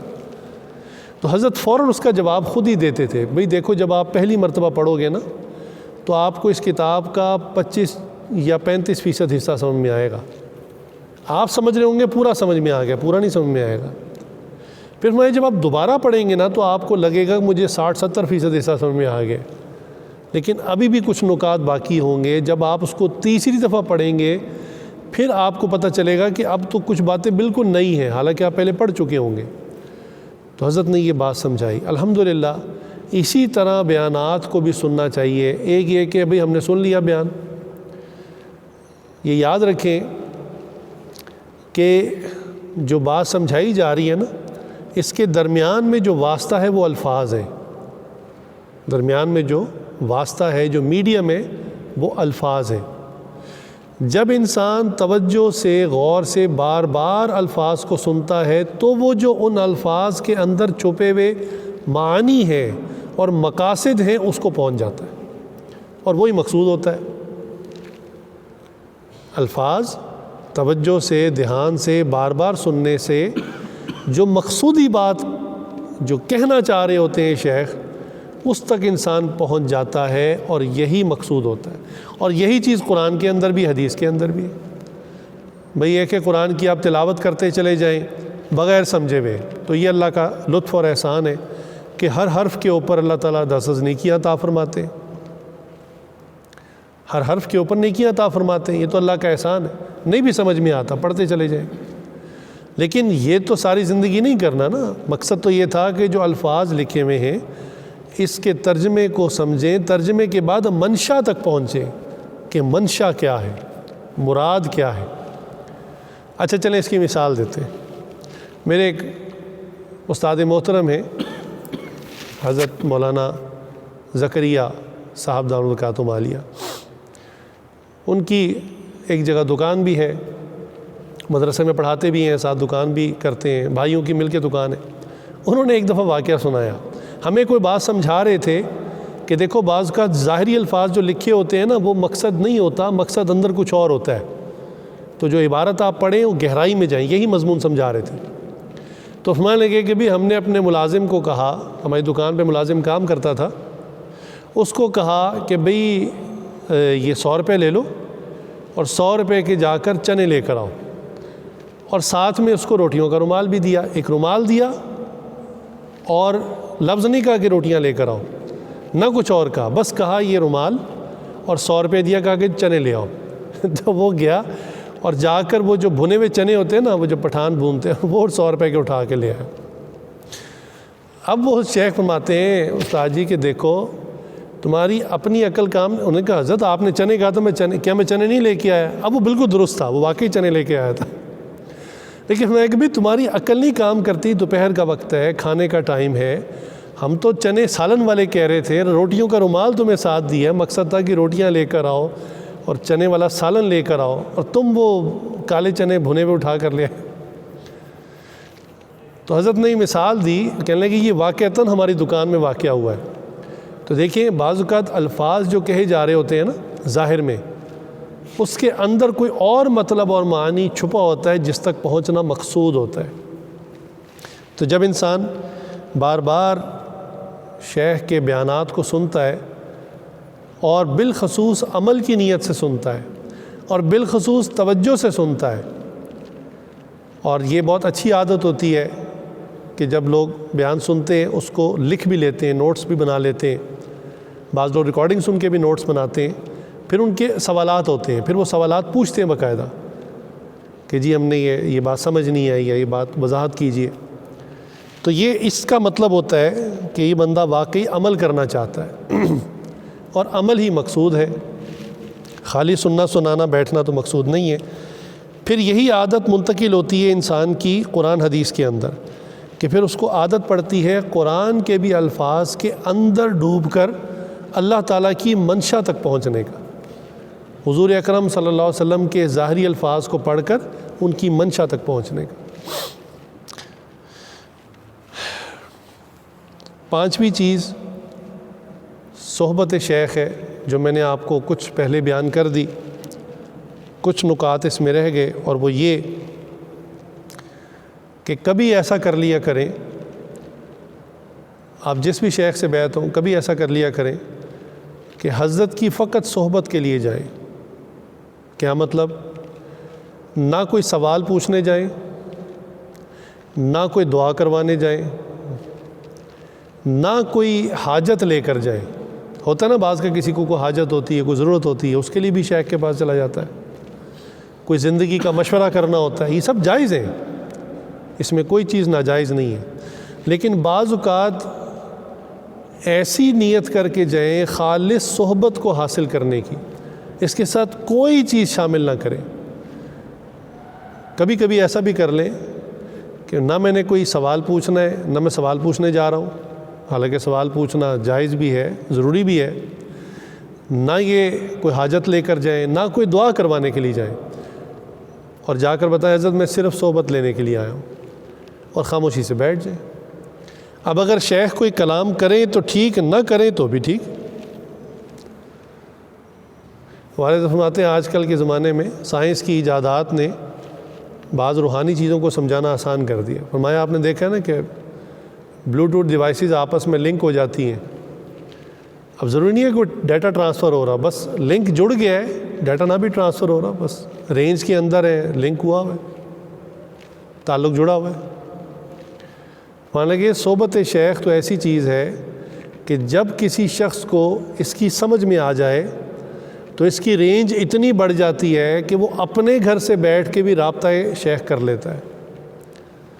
اس کو کیا کہتے ہیں؟ قلبی رابطہ، قلبی رابطہ کہتے ہیں۔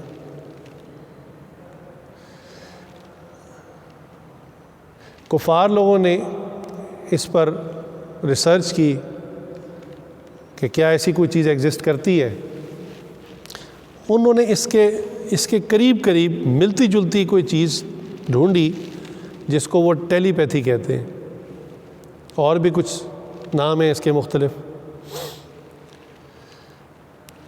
اور وہ کہتے ہیں انسانی برین کے اندر بہت پاورز ہیں، ہم نے ساری پاورز کو یوز نہیں کیا، اگر ہم ساری پاورز کو یوز کریں تو ہم آج جو انسان ہے اس سے کئی گنا آگے کا انسان ہو۔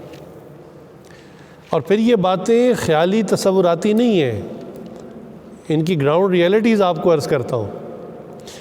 عراق جنگ کے اندر انہوں نے اس ٹیکنالوجی کو یوز کیا۔ کیسے؟ انہوں نے ایک ہال کے اندر چند عورتوں اور مردوں کو بٹھایا، جو اس ٹیلی پیتھی کے ماہر تھے، اور ان میں سے کوئی شخص بھی نہیں تھا جو عراق کبھی زندگی میں ایک دفعہ بھی گیا ہو،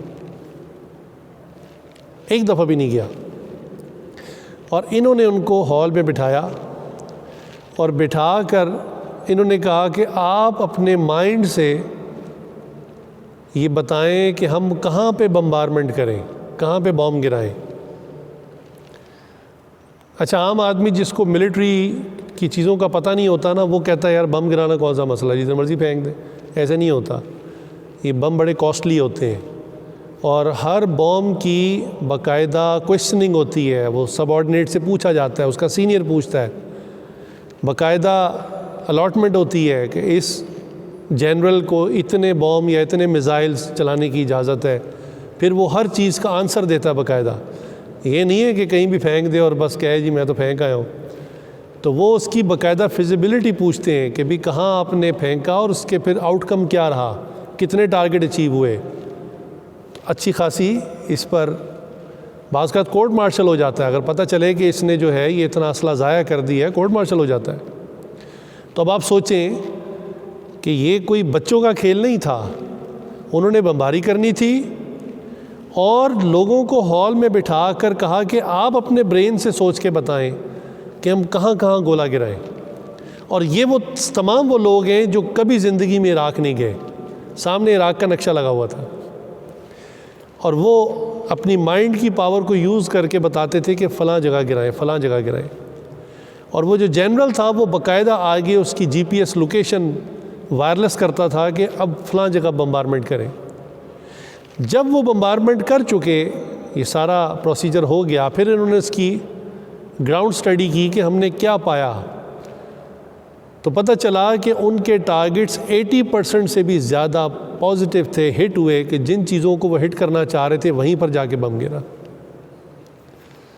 تو یہ خیالی باتیں نہیں ہیں، کہہ دیتے نا مولویاں دیاں گلاں نے۔ تو دنیا آج اس ٹیکنالوجی کو یوز کر رہی ہے، استعمال کر رہی ہے، اور اس میں بہت بے تحاشا مثالیں ہیں۔ آپ تھوڑا سا سرچ کریں گے نا تو آپ کو پتہ چلے گا کہ دنیا کہاں پہنچ چکی ہے۔ تو یہی چیز جو اللہ نے انسان کے دماغ کو، روح کو عطا فرمائی ہے، اس کو شیخ کے ساتھ تعلق کے لیے، ان کے ساتھ ایک روحانی بانڈ کے لیے انسان استعمال کرتا ہے، کر سکتا ہے۔ ہمارے مشائخ کے ساتھ الحمدللہ کرتے چلے آئے، روحانی سلسلہ ہوتا ہی یہی ہے۔ اسی لیے کہتے ہیں نا روحانی سلسلے میں راستے کی دیواریں حائل نہیں ہوتی۔ اسی لیے یہ ضروری نہیں ہے کہ جو بہت آگے آگے ہو رہا ہے، سامنے سامنے ہو رہا ہے، سارا فیض وہ پا جائے اور وہ بیچارہ جو پیچھے دور بیٹھا ہے وہ محروم رہ جائے۔ ایسا نہیں ہوتا۔ بہت ممکن ہے کہ جو بالکل سامنے پیروں میں بیٹھا ہے وہ محروم رہ جائے، کیونکہ اس کی قلبی توجہ نہیں ہے، اور وہ جو دور بیٹھا ہے وہ فائدہ پا جائے۔ ایسا ہوتا ہے۔ تو مقصود کیا ہے؟ شیخ کی طرف توجہ رکھنا تاکہ اللہ کی طرف توجہ حاصل۔ مقصود تو شیخ نہیں ہے، مقصود تو اللہ ہی ہے، لیکن اس کی ایکسرسائز، اس کی پریکٹس ایسے کی جاتی ہے۔ میں نے بات پہلے بھی عرض کی تھی کہ یہ ایک اصولی بات ہے کہ جب ظاہری رابطے ختم ہوتے ہیں پھر باطنی دروازے کھلتے ہیں۔ جب ظاہری رابطے، کمیونیکیشن ختم ہو جاتا ہے پھر باطنی دروازے کھلتے ہیں۔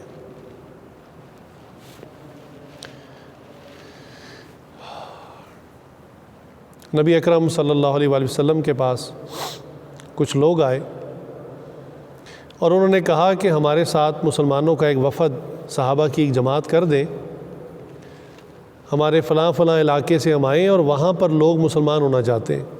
اب چونکہ ان کی تعداد بہت زیادہ ہے، ہم سب کو لا نہیں سکتے، تو آپ ایک جماعت ہمیں دے دیں جو وہاں جا کر کلمہ پڑھا دیں، شریعت کے احکامات بتا دیں، نماز سکھا دیں۔ تو ایسے وفد جاتے رہتے تھے۔ تو حضور صلی اللہ علیہ وآلہ وسلم نے ایک وفد جو ہے ان کے ساتھ بھیج دیا۔ اب جیسے میں نے پہلے کہا کہ علم غیب اللہ کی طاقت ہے، نبی بھی ہوں تو ان کا ذاتی فعل نہیں ہے، اللہ جب عطا کرنا چاہیں، جتنا عطا کرنا چاہیں کر دیں۔ اللہ نے عطا کیا حضور صلی اللہ علیہ وسلم کو علم غیب کی طاقت تو اتنی عطا کر دی کہ قبر میں کیا ہوگا بتا دیا، میدان حشر میں کیا ہوگا بتا دیا، میزان پر کیا ہوگا بتا دیا، پل صراط پہ کیا ہوگا بتا دیا، جنت جہنم میں کیا احوال ہوں گے بتا دیے۔ اور اگر نہیں عطا کیا تو ایک غزوہ کے موقع پہ آپ صلی اللہ علیہ وسلم زمین پر ہاتھ رکھ کر بیٹھے تھے، پیچھے سے بچھو آیا اور اس نے ڈنک مار دیا، آپ صلی اللہ علیہ وسلم کو پتہ ہی نہیں چلا، تکلیف ہوئی ہاتھ میں، اور نمک والا پانی منگوایا، ڈالتے گئے اور کہا کہ دیکھو یہ بچھو کیسا ہے، اپنے نبی کو بھی نہیں پہچانتا۔ تو جب اللہ نے عطا کیا جتنا عطا کیا تو وہ کچھ بتا دیا جو کوئی دنیا کا جو ہے فلاسفر، کوئی سائنٹسٹ، کوئی دانشور بتا نہیں سکتا۔ تو چنانچہ آپ صلی اللہ علیہ وسلم نے ان کے ساتھ بھیج دیا، چونکہ ظاہری طور پر جو وہ کہہ رہے تھے آپ صلی اللہ علیہ وسلم نے اسی کو تسلیم کیا، لیکن بنیادی طور پر یہ کفار کی ایک چال تھی۔ انہوں نے ان مسلمانوں کی جماعت کو کفار کے ہاتھوں میں، مکہ والے کافروں کے ہاتھ بیچنا تھا، اور انہوں نے چن چن کر بدلے لینے تھے۔ پیچھے ایک جنگ ہوئی تھی، اس جنگ میں ان کے بہت لوگ مارے گئے تھے، تو انہوں نے یہ پھر ایک چال چلی کہ اس طرح ہم کچھ مسلمانوں کو نکال کے لائیں اور ان کو پھر ہم شہید کریں۔ خیر راستے میں جو ہے وہ ان صحابہ کو پتہ چل گیا، چونکہ ادھر سے کفار کی جماعت آ رہی تھی ان کو وصول کرنے کے لیے، تو یہ پھر جو ہے وہ پہاڑ پر چڑھ گئے، یہ صحابہ پہاڑ پر چڑھ گئے، اور ان میں کچھ تیر انداز تھے، وہ تیر سے پہلے مقابلہ کرتے رہے فاصلے سے، پھر اس کے بعد تلوار سے مقابلہ شروع ہو گیا۔ بہرحال ان میں ایک صحابی تھے، میں آپ کو وہ ٹیلی پیتھی والی بات اور رابطہ قلبی والی بات بتا رہا تھا۔ تو ایک صحابی تھے، انہوں نے جب دیکھ لیا کہ بھئی اب شہادت قریب ہے، یعنی وہ تعداد میں بہت زیادہ ہیں، تیر بھی ختم ہو چکے ہیں، اور اکیلا آدمی کتنا لڑ لے گا، تو ان کو اندازہ ہو گیا کہ بھئی یہ اب جو ہے وہ مجھے شہید کریں گے۔ شہادت سے تو خیر صحابہ نہیں ڈرتے تھے، لیکن اس بات کا ان کو تھا کہ چونکہ کفار نے بدلے میں ہمیں مانگا ہوا ہے تو یہ میری لاش کا مسئلہ کریں گے۔ مسئلہ مطلب لاش کو وہ ٹیمپر کرتے تھے، ناک کاٹ دیتے تھے، کان کاٹ دیتے، آنکھیں نکال لیتے، جسم کو، باڈی کو وہ خراب کرتے تھے۔ تو انہوں نے اس وقت 2 دعائیں کی یہ شہادت سے پہلے۔ اب وہ دعا کتنی توجہ سے کی اور کیسی کیفیت سے کی۔ ایک دعا انہوں نے کی کہ یا اللہ یہ جو ہماری حالت ہے نا، یہ رسول اللہ صلی اللہ علیہ وسلم پر کھول دے کہ ہم اس حال میں، جس زمانے میں سیل فون نہیں ہے، ٹیلی کمیونیکیشن نہیں ہے، اب کون بتائے گا ہمارے ساتھ کیا ہوا، تو یا اللہ یہ خبر آپ صلی اللہ علیہ وسلم کو پہنچا دے۔ اسی وقت آپ صلی اللہ علیہ وسلم غالباً وضو فرما رہے تھے، اسے فرمایا انا للہ و انا الیہ راجعون۔ آپ صلی اللہ علیہ وسلم اسی وقت خبر ہو گئی کہ میرے اصحاب کے ساتھ یہ ہو چکا ہے۔ اور دوسری دعا انہوں نے کی کہ یا اللہ چونکہ یہ مجھے شہید کرنے کے بعد میری لاش کا مسئلہ کریں گے تو میری باڈی ان کے ہاتھ نہ آئے۔ عجیب ان کی دعا تھی۔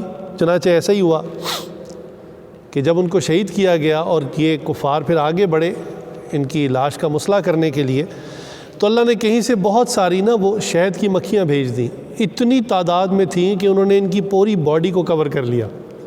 جیسے وہ چھتے پہ بیٹھتی ہے نا، تو پوری طرح انہوں نے ان کی باڈی کو کور کر لیا۔ اب کفار کچھ دیر انتظار میں بیٹھے رہے کہ بھی ابھی اڑ جائیں گی تو ہم اپنا کام کریں گے، لیکن وہ مکھیاں بیٹھی رہیں۔ خیر رات ہو گئی۔ رات کو اللہ تعالیٰ نے اتنی طوفانی موسلادھار بارش بھیجی کہ پہاڑوں کے اندر جو ہے وہ چھوٹے چھوٹے چشمے جاری ہو گئے، اور اسی میں ان کی لاش بہتے بہتے نہ جانے کہاں چلی گئی، ان کے ہاتھ ہی نہ آئی۔ صبح ہوئے تو انہوں نے دیکھا بڑے حیران کہ ان کی تو باڈی موجود نہیں ہے۔ تو دیکھیے یہ رابطہ قلبی، یہ بہت سارے مواقع پہ صحابہ نے آپ صلی اللہ علیہ وسلم کے ساتھ کیا۔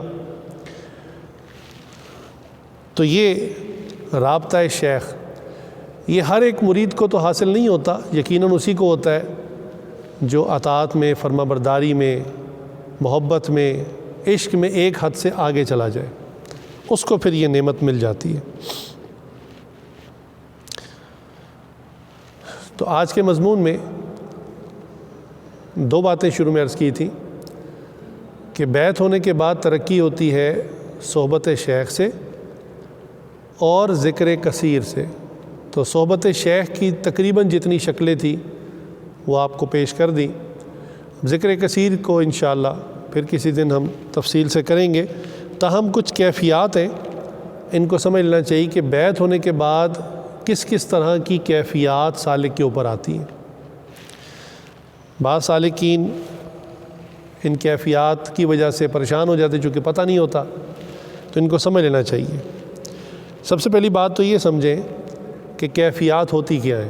اس کی مثال حضرت نے دی کہ جیسے کبھی بالکل آسمان صاف ہوتا ہے، بادل نہیں ہوتے، بالکل سورج چمک رہا ہوتا ہے، آسمان بالکل کلیئر ہوتا ہے، ہر چیز صاف دکھائی دیتی ہے۔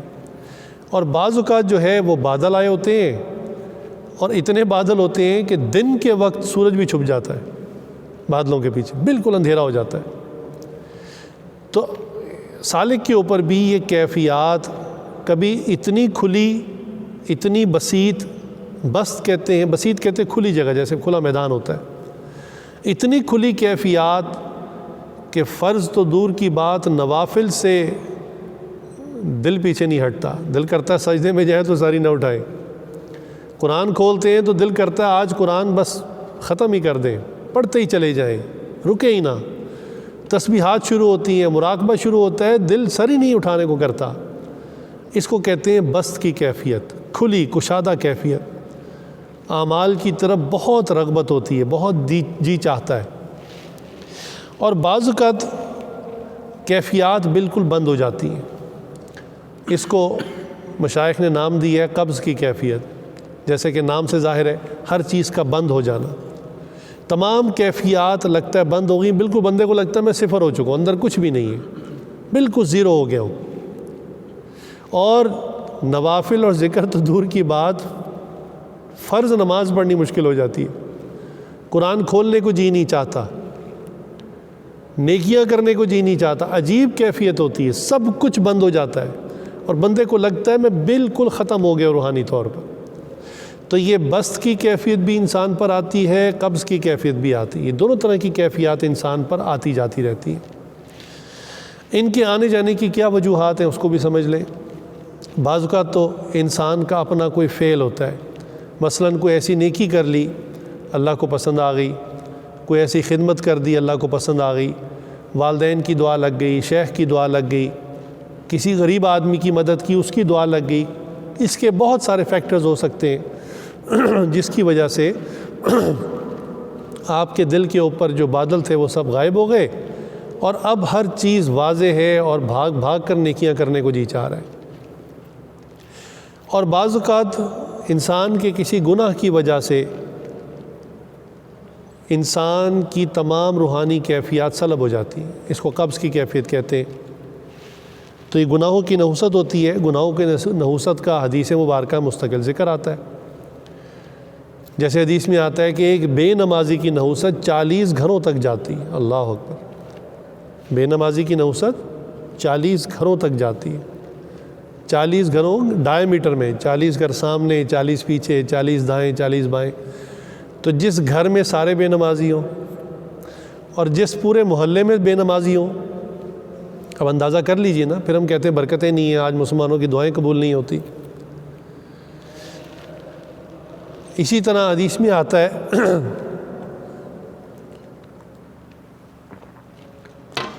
کہ جھوٹ کے اندر اتنی بدبو ہوتی ہے کہ جب کوئی شخص جھوٹ بولتا ہے تو فرشتے اس کی بدبو کی وجہ سے دور بھاگ جاتے ہیں۔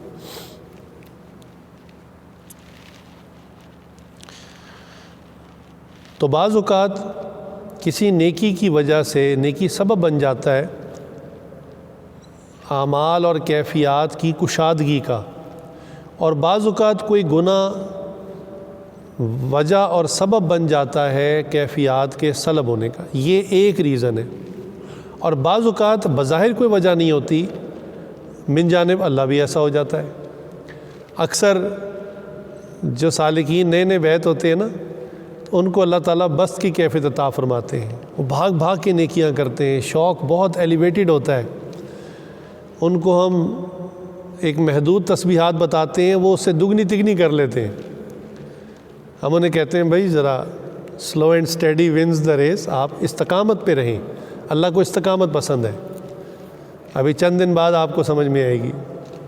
اور ایسا ہی ہوتا ہے کہ اللہ تعالیٰ بعض اوقات کھلی کیفیت اس لیے دیتے ہیں کہ اس کو راستہ نظر آ جائے اور یہ دوڑنا شروع کرے، اور دوڑتے دوڑتے دوڑتے اللہ تعالیٰ ایک دم آگے پردے ڈال دیتے ہیں اور تمام کیفیات کو سلب کر لیتے ہیں، اس لیے یہ دیکھنے کے لیے کہ کیا یہ بندہ لطف اور مزے کے لیے عبادت کر رہا ہے یا خالص ہمارے لیے کر رہا ہے۔ یہ امتحان ہوتا ہے۔ ہوتے ہیں نا بعض لوگ ذکر بھی اس لیے کرتے کہتے سکون بڑا آتا ہے، ان کا مقصد اللہ کو پانا نہیں ہوتا، سکون کو حاصل کرنا ہوتا۔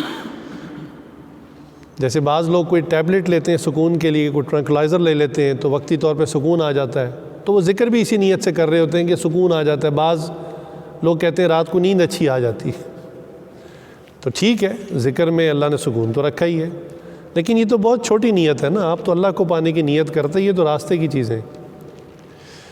لیکن اللہ تعالیٰ بعض اوقات یہ کیفیات قبض کر کے یہ ٹیسٹ لیتے ہیں کہ واقعتاً میرا چاہنے والا ہے، صرف مزے کے چکروں میں تو نہیں عبادات کر رہا۔ اسی لیے مشائخ نے لکھا ہے کتابوں میں کہ جتنی ترقی قبض کی کیفیات میں ہوتی ہے اتنی ترقی بسط کی کیفیات میں نہیں ہوتی۔ بندہ یہ سوچے کہ بس شیخ نے مجھے حکم دیا ہے، مجھے تسبیحات، یہ نوافل، یہ معمولات، مراقبہ کرنا ہی کرنا ہے، اس کو اپنی ذات پر فرض سمجھ لے خود۔ شیخ تو نہیں کہتے فرض ہے، لیکن اپنے لیے اس کو فرض سمجھ لے کہ میں نے اس کو کرنا ہی کرنا ہے۔ اب مزہ آ رہا ہے تب بھی کرے، نہیں آ رہا ہے تب بھی کرے۔ اس سے کیا ہوگا؟ استقامت ڈیولپ ہوگی، استقامت کی عادت ہوگی، اور یہی عادت پھر آہستہ آہستہ شریعت کے اندر منتقل ہو جائے گی۔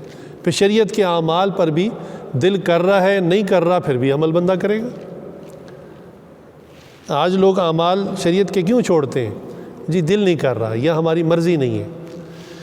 تو یہ مرضی ہی کو تو ختم کرنا ہے، یہ دل کی لذت ہی کو تو ختم کرنا ہے۔ اللہ اور اللہ کے رسول کے حکم سمجھ کر عمل کرنا، یہ اصل استقامت، اور یہی چیز سکھانی ہوتی ہے۔ تو کیفیات میں بعض اوقات بسط کی کیفیت، بعض اوقات قبض کی کیفیت۔ کیفیات کے معاملے میں اتنی بات یاد رکھیں کہ شیخ سے ہمیشہ سچ بولیں، سچ بھی مکمل بولیں، یہ نہ ہو کہ آدھی بات سنائیں آدھی نہ سنائیں۔ بعض لوگوں کو خواب آتا ہے نا، تو اس کا آدھا حصہ اچھا ہوتا ہے، آگے حصہ ٹھیک نہیں ہوتا، تو وہ آدھا خواب سنا دیتے ہیں کہ حضرت ہم نے خواب میں یہ دیکھا، بقیہ نہیں سناتے۔ گو خوابوں کا آنا نہ کوئی قبولیت کی علامت ہے، نہ کوئی بہت اونچے درجات کی علامت ہے۔ بعض اوقات اللہ تعالیٰ یہ بتانے کے لیے کہ آپ صحیح ٹریک پہ چل رہے ہیں، اللہ تعالیٰ اچھے خواب بھی دکھا دیتے ہیں، تو ٹھیک ہے انسان اس خواب کو سنائے، لیکن سچ بولے۔ خواب کی بات آئی تو یاد آیا کہ خلیفہ ہارون رشید مسلمانوں کے خلیفہ گزرے، ان کی بیوی تھی زبیدہ خاتون، چونکہ وہ ملکہ عالیہ تھیں، محل میں رہتی اور نیک خاتون تھیں، صدقہ خیرات بھی بہت کرتی، غریبوں کا خیال رکھتی۔ اس زمانے میں جب ساؤنڈ سسٹم نہیں تھا، انہوں نے 24 گھنٹے اپنے گھر میں قرآن کریم کی تلاوت کا سسٹم بنایا ہوا تھا۔ کیسے؟ جو ان کی خادمائیں تھیں نا، انہوں نے وہ ساری کی ساری حافظ قرآن رکھی ہوئی تھی، اور ڈیوٹی لگائی ہوئی تھی کہ گھر کے مختلف اطراف میں وہ کھڑی ہو کے ہر وقت قرآن پڑھتی رہتی، اور یہ پھر جس کمرے سے نکلتی دوسرے کمرے میں جاتی، وہاں بھی قرآن کی تلاوت ہو رہی، لاؤنج میں آتی تو وہاں بھی تلاوت ہو رہی، بیلکنی میں آ رہی ہیں تو وہاں بھی تلاوت ہو رہی۔ تو ماشاءاللہ قرآن کا اللہ نے ایسا ان کو شوق، اور بھی بہت نیکیاں تھیں۔ اچھا، انہوں نے ایک خواب دیکھا، خواب کا جو ظاہر تھا وہ بہت ہی برا تھا، بلکہ یوں کہ فوج تھا، اتنا فوج تھا کہ وہ شرم کی وجہ سے اس کو بیان بھی نہیں کر سکتی تھی۔ لیکن یہ خواب انہوں نے کئی مرتبہ دیکھا، پریشان ہو گئی کہ ہو سکتا ہے اس میں کوئی اشارہ ہو۔ انہوں نے کیا دیکھا کہ ایک ہی وقت میں بہت سارے مختلف نامحرم مرد میرے ساتھ جو ہے وہ تعلق قائم کر رہے ہیں، اب شرم کی وجہ سے کسی کو بیان بھی نہ کر سکیں، لیکن اتنا سمجھ گئیں کہ اس خواب میں کوئی نہ کوئی اشارہ ہے۔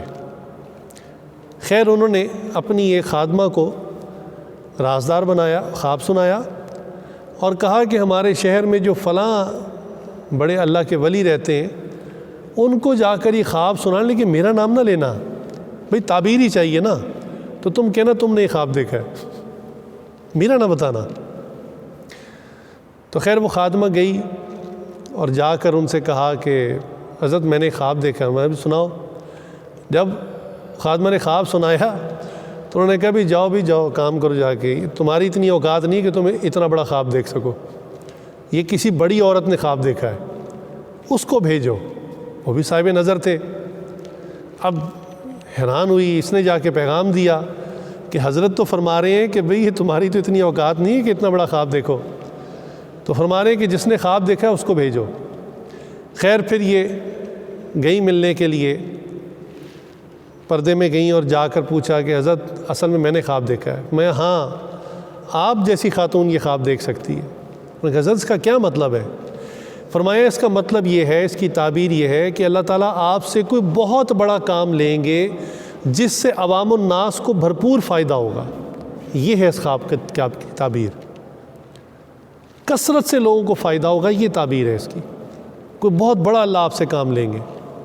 اب وہ بڑی حیران واپس آ گئی، اللہ مجھ سے کیا کام لیں گے؟ میں تو اٹھ کر پانی کا گلاس نہیں پیتی، خادم نوکر چاکر ہیں، میں کیا دین کا کام کروں گی؟ بہت پریشان رہی۔ خیر حاجت کے نفل پڑھتی رہیں، دعائیں مانگتی رہیں، اللہ سے مانگتی رہیں۔ کچھ ہی دنوں بعد ان کو اطلاع ملی کہ جو قافلے حج کے لیے جاتے ہیں حرمین شریفین، چونکہ ریگستانی علاقہ ہے، راستے میں پانی نہیں ہوتا۔ اب وہ پانی نہیں ہوتا، اس کی وجہ سے پھر بہت مشقت ہوتی ہے، اور جانور بھی پیاسے اور انسان بھی پیاسے، حاجی لوگ تکلیف میں ہوتے ہیں۔ تو کسی نے مشورہ دیا کہ اگر ہمارے علاقے سے ایک نہر کھود دی جائے جو یہاں سے لے کر منی عرفات تک جائے تو اس سے لوگوں کو بڑا فائدہ ہوگا۔ بس انہوں نے وہ خواب اور اس کی تعبیر سنی ہوئی تھی، ان کے دل میں یہ بات آئی، تو انہوں نے اپنے خاوند سے بات کی، خلیفہ صاحب سے، کہ کیا یہ ہو سکتا ہے؟ تو انہوں نے کہا ہو سکتا ہے، آپ کہہ دیں۔ تو انہوں نے پھر اپنے اختیارات استعمال کرتے ہوئے احکامات جاری کیے، چنانچہ جو ہے وہ اس پر کام شروع ہوا۔ وقت تو بہت لگا، لیکن بالآخر ایک وقت آیا کہ واقعتاً نہر جو ہے وہ کھدتے وہ بالآخر منی عرفات کے میدان تک پہنچ گئی، اور یہ نہر پھر ایسی تھی کہ اس سے لاکھوں نہیں کروڑوں انسانوں نے اور جانوروں نے فائدہ پایا۔ لوگوں نے اپنے حج کا روٹ ہی اس کے ساتھ ساتھ بنا لیا، ایک تو راستہ گم ہونے کا خطرہ ختم ہو گیا، اور دوسرا پانی ساتھ ساتھ چل رہا ہے، جب کسی جانور کو ضرورت ہوتی، انسان کو ضرورت ہوتی، پانی لے لیتے۔ اللہ نے اپنے فضل و کرم سے اس عاجز کو اس نہر کو دیکھنے کا موقع عطا فرمایا۔ وہ نہر اب خشک ہو چکی ہے اور جگہ جگہ سے ٹوٹ بھی چکی ہے، لیکن پہاڑ کے ساتھ اس کا ٹریک ابھی بھی بنا ہوا ہے۔ تو ایک دفعہ وہاں پر جانے کا موقع ہوا تو اس عاجز کو ایک عربی ڈرائیور تھا، اس کے ساتھ کئی زیارتوں پہ جانے کا موقع ملا، تو اس نے کہا کہ یہ نہر زبیدہ ہے، اس نے اشارے سے بتایا۔ میں نے کہا ذرا ٹھہرو میں دیکھ کر آتا ہوں۔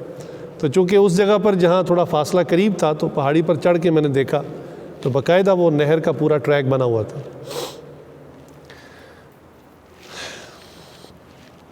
تو دیکھیں کیفیات کے اندر بعض اوقات خواب کا ظاہر بہت برا ہوتا ہے، لیکن ضروری نہیں ہے کہ اس کی تعبیر بھی بری ہو، اس کی تعبیر بہت اچھی ہو سکتی ہے۔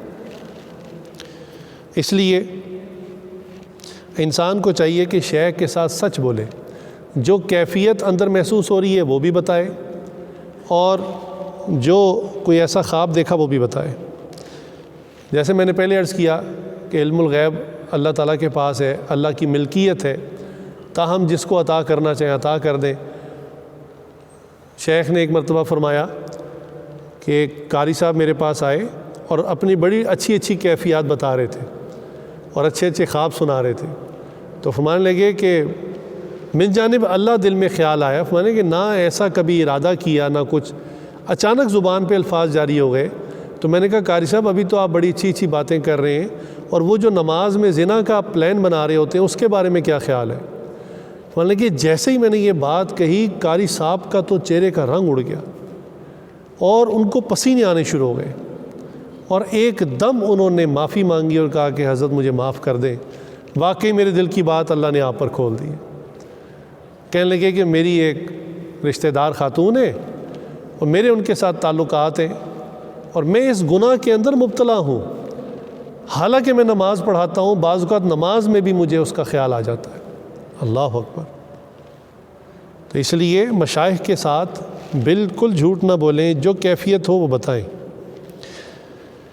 دوسری بات جو بہت اہم، بلکہ تیسری بات، کہ بیعت ہونے سے پہلے اور بیعت ہونے کے بعد جو بڑا فرق آتا ہے انسان میں وہ یہ کہ بیعت ہونے کے بعد وساوس کی بوچھاڑ ہوتی ہے، بلکہ بعض سالکین پریشان ہو جاتے ہیں کہ جی ہم تو بیعت سے پہلے ہی اچھے تھے، اتنے وساوس تو ہمیں پہلے نہیں آتے تھے، اب تو شیطان لگتا ہے ہاتھ دھو کے پیچھے پڑ گئے۔ تو بھئی یہی اس کی ریزن ہے، جب تک آپ نے شیطان سے دوستی کی بھی تھی وہ بھی آرام سے بیٹھا ہوا تھا، آپ اسی کا کام کر رہے تھے، اس کو کیا ضرورت تھی آپ کے ساتھ لڑائی کرنے کی؟ لیکن جیسے ہی آپ بیعت ہو گئے، اللہ توبہ شروع کر دی، نوافل پڑھنے شروع کر دیے، ذکر مراقبہ شروع کر دیا، تو اب وہ بھی کمر کس لیتا ہے کہ اب اس بندے کو پکڑنا ہے، اگر اس بندے کو اب نہ پکڑا تو یہ میرے ہاتھ سے نکل جائے گا۔ لہٰذا اب جتنی وساوس کی بوچھاڑ ہوگی اور جتنے مصائب کی بوچھاڑ ہوگی یہ بیعت ہونے سے پہلے نہیں ہوگی۔ یہ ایک روٹین کی چیز ہے جو ہونی ہی ہونی ہے، اس لیے انسان کو اگر پہلے سے پتہ ہو تو انسان اس کے لیے کمر کس لیتا ہے، تیار ہو جاتا ہے۔ تاہم یہ بھی کچھ عرصہ کی بات ہوتی ہے، اور جب انسان وساوس کو زیادہ لفٹ نہیں کراتا، اللہ کی طرف متوجہ رہتا ہے، ذکر اذکار میں استقامت سے لگا رہتا ہے، تو شیطان پھر اس کی جان چھوڑ دیتا ہے، یعنی وساوس کا زور کم ہو جاتا ہے۔ کیفیات کے اندر بعض اوقات لوگوں کو ذکر میں، مراقبے میں روشنیاں نظر آتی ہیں، باغات نظر آتے ہیں، اچھے اچھے مقامات نظر آتے ہیں، تو دیکھیں اس سے اتنی بات تو ہے کہ آپ صحیح راستے پر ہیں، لیکن ان مقامات اور روشنیوں کے اندر ہی نہ گم ہو جائیں۔ یہ راستے کی دائیں بائیں کی چیزیں ہیں، یہ بھی امتحانات ہیں۔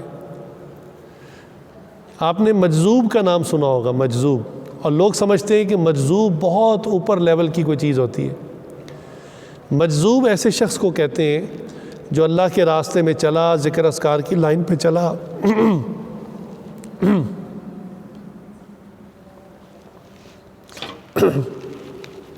اور اس پر یہ انوارات اور کیفیات اور یہ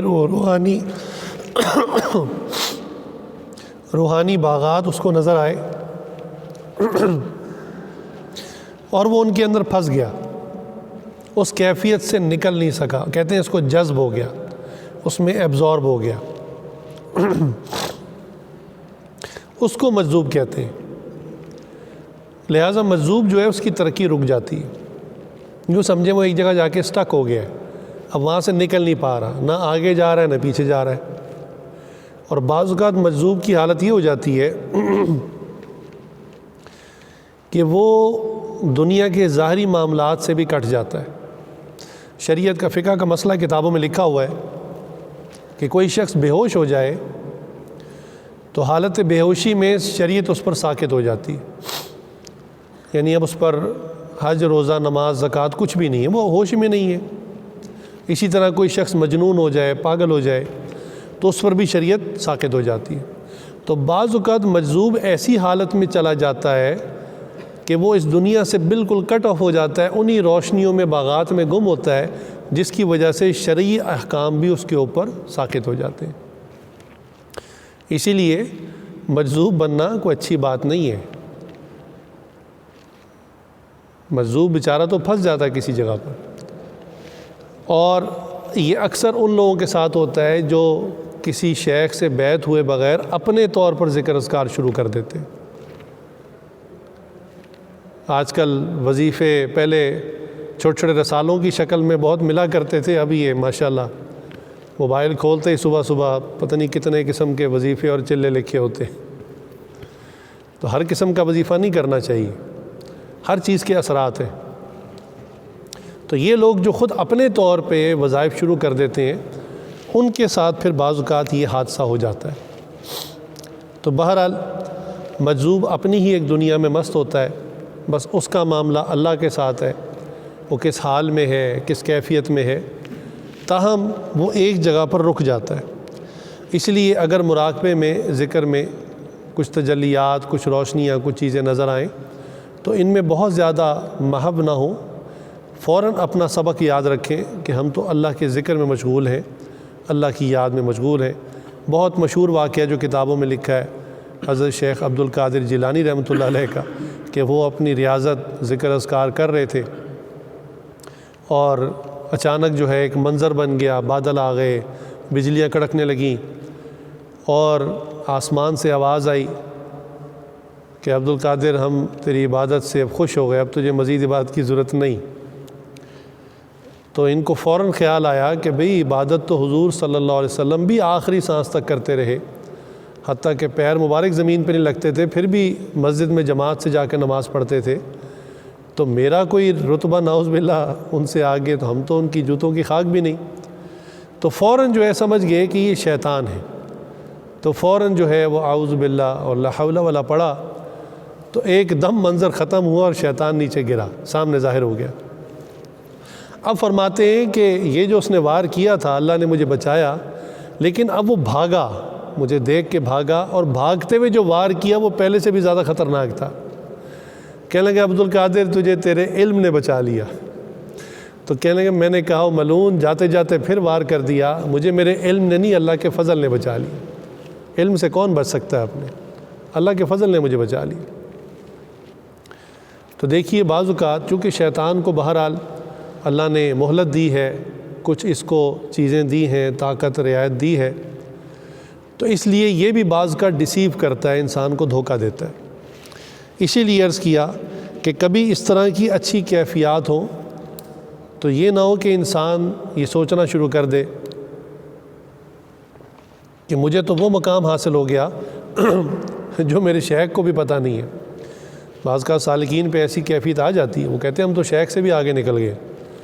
اب کیا بتانا شیخ کو کہ ہم کیا کیا نظارے کرتے ہیں، کیا روشنیاں دیکھتے ہیں، وہ نہیں بتاتے، اور انہی کے اندر گم رہتے ہیں اور بالآخر جذب کی کیفیت میں چلے جاتے ہیں، اور پھر ترقی نہیں ہوتی بلکہ پھر عجب بڑھتا ہے. انسان اپنے اندر تکبر کو محسوس کرتا ہے کہ میرا بہت اونچا رتبہ ہے، میں بہت اعلیٰ درجے کا ہو چکا ہوں، بہت اونچی اڑان ہو چکی ہے میری. تو اس سے فائدے کے بجائے نقصان شروع ہو جاتا ہے. لہٰذا اپنی روحانی کیفیات کو شیخ کے علاوہ کسی دوسرے کو نہ بیان کرے، یہ اتنی بات لازمی یاد رکھے، شیخ کے علاوہ کسی کو نہ بتائے. بعض اوقات شیطان اور نفس اکساتا ہے کہ تم اپنے مراقبے کی کیفیت اپنے پیر بھائیوں کو بتا دو، ساتھیوں کو بتا دو، کہ یہ بھی تمہاری عزت کریں کہ جناب یہ تو اتنا درود پڑھتا ہے کہ اس کو وہاں سے سلام آتے ہیں. تو یہ کبھی نفس کی چال میں آ کر اپنی کیفیات نہ بتائیں. یہ تقریباً 99.9% ہوتا ہے، 99.9% ہوتا ہے کہ ادھر آپ نے کسی کو کیفیت بتائی نہیں اور ادھر آپ کی کیفیت ختم ہوئی نہیں. ایسی نظر لگتی ہے، بالکل صفر ہو جاتی کیفیت. ہاں شیخ چونکہ رہنما ہوتے ہیں، ان کو بتانے سے تو اس کیفیت میں اضافہ ہوتا ہے، وہ دعا بھی کرتے ہیں اور سمجھاتے بھی ہیں، گائیڈ بھی کرتے ہیں کہ یہ کیفیت درست ہے، یہ کیفیت درست نہیں ہے. تو ان کو تو بتانا ہے، اس کے علاوہ کسی کو نہ بتائیں. کیفیات کے اندر ذکر اذکار کرنے والے لوگ جب تقویٰ کے اوپر چلتے ہیں، یعنی کھانے پینے میں بہت احتیاط سے مراد حلال اور مشتبہ مال سے بچنا، پھر نظر کی حفاظت، کانوں کی حفاظت، شرمگاہ کی حفاظت، پھر مستقل ذکر اذکار کرنا، اس سے ایک چیز ان کے اندر پیدا ہو جاتی ہے، اور وہ یہ کہ بعض اوقات کچھ واقعات جو ابھی ہوئے نہیں ہوتے، ہونے والے ہوتے ہیں، وہ ان کے دل میں آ جاتے ہیں. میں نے پہلے بتا دیا، مس گائیڈ نہ ہوئیے گا، یہ علم غیب کی طاقت فقط اللہ کے پاس. کوئی بندہ کہے کہ میرے پاس بھی علم غیب ہے تو اس نے شرک کیا. یہ اللہ کی صفات میں سے ہے، یہ کسی بشر کی ذاتی چیز نہیں ہے. ہاں اللہ جس کو جس وقت جتنی عطا کرے اللہ کی دین ہے۔ حضرت عمر رضی اللہ کا واقعہ مشہور ہے کہ جمعہ کا خطبہ دے رہے تھے اور قافلہ بھیجا ہوا تھا جنگ کے لیے، اور وہاں پہ جو قافلے کی سچویشن تھی اس میں ایسا ہوا کہ وہ بالکل ایمبوش ہونے والے تھے، سینڈوچ ہونے والے تھے، دشمنوں کا ایک لشکر پہاڑ کی دوسری طرف سے آ رہا تھا اور ان کو پتہ نہیں تھا۔ عمر رضی اللہ جمعے کا خطبہ دے رہے مدینہ منورہ میں، ہزاروں میل کا فاصلہ، کہ اچانک عمر رضی اللہ کی نظروں کے سامنے وہ منظر آ گیا۔ تو جمعہ پڑھاتے پڑھاتے اچانک بیچ میں کہہ دیا یا ساری الی الجبل، وہ صحابی تھے، ان کا نام لے کے کہا کہ ذرا پہاڑ کی طرف دیکھو۔ اب جو لوگ جمعہ پڑھ رہے تھے وہ حیران ہوئے کہ عمر رضی اللہ نے کیا کہا، کسی کو سمجھ بھی نہ آئی۔ خیر واقعہ گزر گیا، چونکہ اس زمانے میں فاصلے تھے، ٹریولنگ میں ٹائم لگتا۔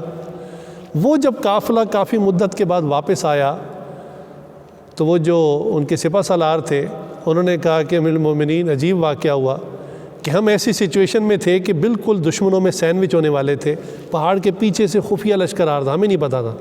اچانک ہم سب نے آپ کی آواز سنی کہ پہاڑ کی طرف دیکھو، تو ہم نے جب آپ کی آواز سنی ہم حیران ہو گئے۔ ہم نے واقعی جب ذرا ادھر توجہ کی تو ادھر سے لشکر آ رہا تھا، ہم نے خیر اس کا مقابلہ کیا، اللہ نے فتح دے دی۔ تو یہ اللہ تعالیٰ کی طرف سے بعض اوقات انعام ہے، نعمت ہے، اللہ تعالیٰ عطا کر دیتے ہیں۔ صحابہ چونکہ بہت متقی تھے، ان کے ساتھ تو یہ معاملات بہت ہوتے تھے۔ حضرت علی رضی اللہ عنہ نے نبی صلی اللہ علیہ وسلم کے وصال کے بعد، آپ صلی اللہ علیہ وسلم پردہ فرما چکے تھے دنیا سے، ایک خواب دیکھا۔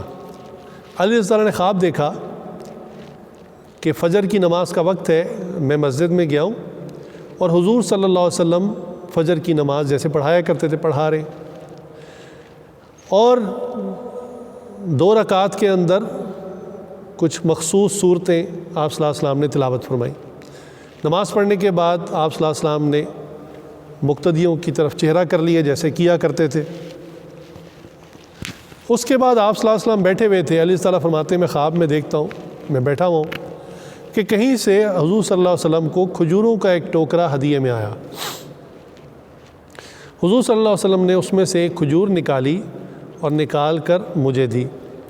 علی رضی اللہ کہتے ہیں میں نے خواب میں وہ کھجور کھائی، بہت لذیذ، بڑا مزہ آیا، اور اتنے میں میری آنکھ کھل گئی۔ تو کہنے لگے میں بہت خوش تھا اس خواب کو دیکھ کے۔ ایک تو محبوب کی زیارت ہوئی، پھر محبوب صلی اللہ علیہ وسلم کے پیچھے نماز پڑھنے کی سعادت ملی، پھر محبوب صلی اللہ علیہ وسلم کے ہاتھ سے ایک ہدیہ ملا کھجور کا۔ تو کہنے لگے میں اسی لذت میں اور اسی لطف میں تھا کہ مؤذن کی اذان کی آواز آئی، فجر کا وقت ہو چکا تھا۔ کہنے لگے میں مسجد چلا گیا تو میں نے کیا دیکھا کہ مسجد میں حضرت ابو بکر صدیق رضی اللہ عنہ مصلی پر کھڑے، نماز پڑھائی اور فجر کی 2 رکعتوں میں وہی تمام صورتیں پڑھیں جو حضور صلی اللہ علیہ وسلم نے خواب میں پڑھی تھی۔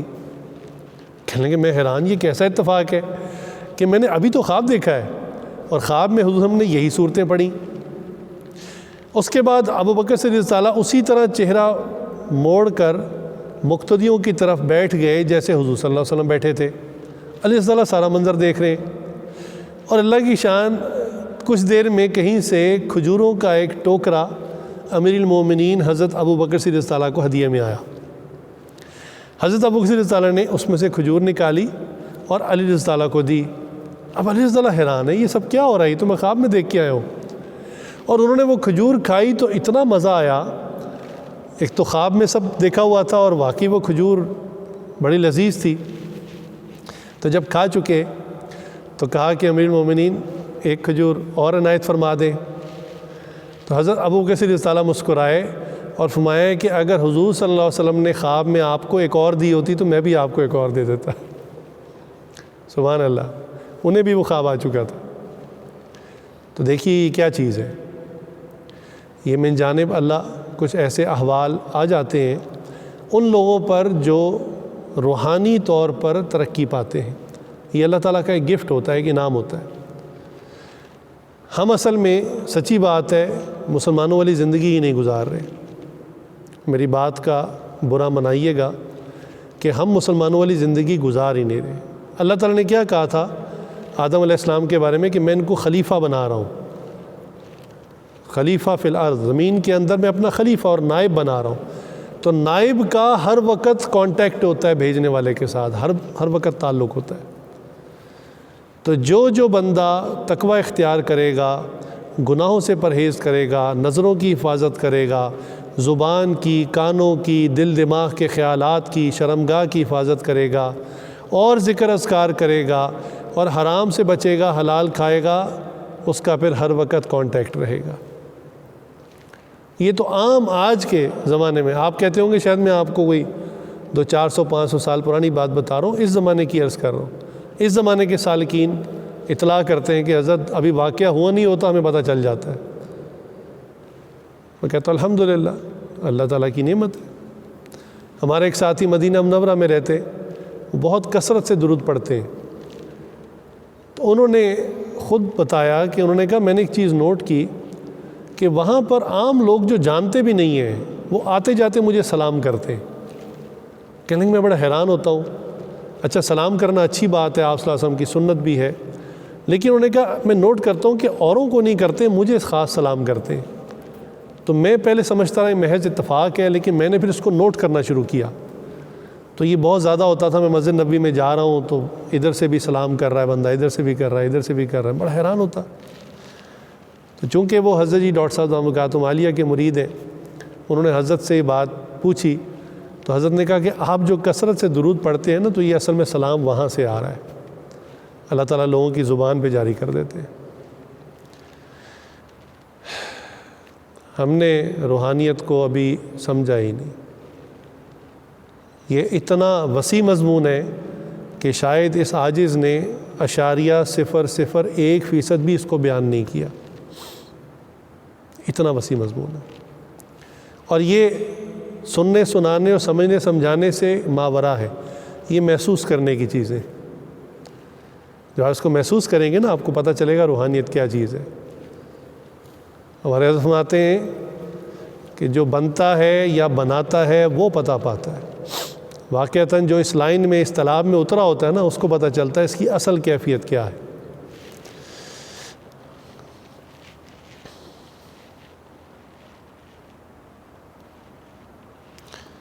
کیفیات کے اندر بعض اوقات ایسا بھی ہوتا ہے، ایک تو ہے نا مراقبے میں انسان کا دل دھڑکتا ہے، باقاعدہ محسوس ہوتا ہے، یا جسم میں جو باقی لطائف ہیں وہ پھڑکتے ہیں۔ ایک ایسا بھی وقت آتا ہے کہ واقعتاً انسان کی ہڈی ہڈی بوٹی بوٹی میں ذکر جاری ہو جاتا ہے۔ کیا مطلب؟ بیٹھے بیٹھائے اچانک کبھی بازو جو ہے اس کا گوشت اللہ اللہ کرنا شروع کر دیتا ہے، کبھی ٹانگ اللہ اللہ کرنی شروع کر دیتی ہے، کبھی دماغ کے اندر کوئی نس اللہ اللہ کرنا شروع کر دیتی ہے۔ یہ کیفیت شروع ہو جاتی ہے واقعتاً، لیکن یہ اس کو نہیں ہوتی جو 15 منٹ مراقبہ کرتا ہے، یہ ذکر کثیر والوں کو ہوتی ہے، جو کثرت سے ذکر کرتے ہیں نا، کم از کم 1 گھنٹہ مراقبہ یا اس سے زیادہ، ان کو پھر یہ نعمت حاصل ہوتی ہے کہ واقعتاً ہڈی ہڈی بوٹی بوٹی کے اندر اللہ کا ذکر جاری ہو جاتا ہے، اور ذکر میں ایسی لذت آ جاتی ہے کہ انسان تنہائی پسند ہو جاتا ہے، انسان لوگوں سے جی چراتا ہے کہ مجھے تنہائی ملے، میں ذکر کروں، مراقبہ کروں۔ حضور صلی اللہ علیہ وسلم کے بارے میں جو حدیث آتی ہیں، حضرت عائشہ صدیقہ رضی اللہ عنہا کی بھی روایت ہے بخاری شریف کے اندر، کہ اول آپ صلی اللہ علیہ وسلم کے اندر جو چیز پیدا ہوئی وہ یہ تھی کہ آپ سے تنہائی پسند ہو گئے، اور آپ صلی اللہ علیہ وسلم جو ہیں علیحدگی میں، تنہائی میں اللہ کو یاد کرتے۔ آپ صلی اللہ علیہ وسلم مختلف پہاڑوں پر، مختلف جگہوں پر اللہ کو یاد کرتے، بالآخر ایک پہاڑ جس میں غار، جس کو غار حرا کہتے ہیں، یہ وہ جگہ بالآخر ملی کہ جہاں پھر آپ صلی اللہ علیہ وسلم کو یعنی اشارہ ہوا کہ اب آپ نے یہیں پر عبادت کرنی، تو آپ سب وہاں جایا کرتے تھے۔ جو لوگ وہاں پر گئے ہیں ان کو پتہ ہے کہ اس پہ چڑھنا کتنا مشکل کام ہے۔ اب تو پھر راستہ بنا دیا ہے، جس زمانے میں راستہ ہی نہیں تھا تو کتنا مشکل کام تھا اس وقت اس پہ چڑھنا۔ کوئی ایسا نہیں ہے کہ آپ سواری پہ جائیں اور سواری سے اتر کے 5-10 منٹ میں اوپر چڑھ جائیں، اچھی خاصی چڑھائی ہے، اور پھر جا کے اس غار تک بندہ پہنچتا ہے۔ تو آپ صلی اللہ علیہ وسلم کئی دن کئی راتیں اس غار میں گزارتے، اور اپنا کھانا اور توشہ ساتھ لے جاتے، اور جب وہ ختم ہو جاتا تو پھر واپس حضرت خدیجۃ الکبریٰ رضی اللہ عنہا کے پاس آ جاتے، مزید سامان لے کر پھر چلے جاتے۔ تو جو بندہ ذکر جس کا جاری ہو جاتا ہے نا، قلب جاری ہو جاتا ہے، پھر اس کی حالت ہو جاتی ہے کہ وہ پھر تنہائی ڈھونڈتا ہے اور وہ لوگوں سے جی چراتا ہے، کوشش کرتا ہے کہ میں بس اکیلا بیٹھوں اور اللہ کی یاد میں رہوں۔ جی ڈھونڈتا ہے پھر وہی فرصت کے رات دن، جی ڈھونڈتا ہے پھر وہی فرصت کے رات دن، بیٹھے رہیں تصور جانا کیے ہوئے۔ کہ واقعی انسان کا دل کرتا ہے بس کوئی بھی نہ ہو، کوئی بات نہ کرے، بس بندہ اللہ اللہ کرتا رہے، تنہائی میں بیٹھا رہے۔ کیفیات کے اندر ایک کیفیت اور جو بہت بڑی نعمت حاصل ہوتی ہے، اور وہ یہ کہ انسان کو واقعتاً محسوس ہوتا ہے کہ اللہ مجھے دیکھ رہا ہے۔ ہر وقت یہ کیفیت رہتی ہے کہ اللہ مجھے دیکھ رہا ہے، اور یہ وہ نعمت ہے جس کو حاصل ہو جائے تو پھر وہ گناہ نہیں کر سکتا۔ بھئی بیٹے کو پتہ ہو کہ والد صاحب دیکھ رہے ہیں تو وہ کوئی الٹا کام کرے گا؟ کبھی نہیں کرے گا۔ بیوی کو پتہ ہو کہ خاوند مجھے دیکھ رہا ہے تو کبھی وہ کوئی غلط کام نہیں کرتی۔ شاگرد کو پتہ ہو استاد دیکھ رہا ہے تو وہ کبھی غلط کام نہیں کرتا۔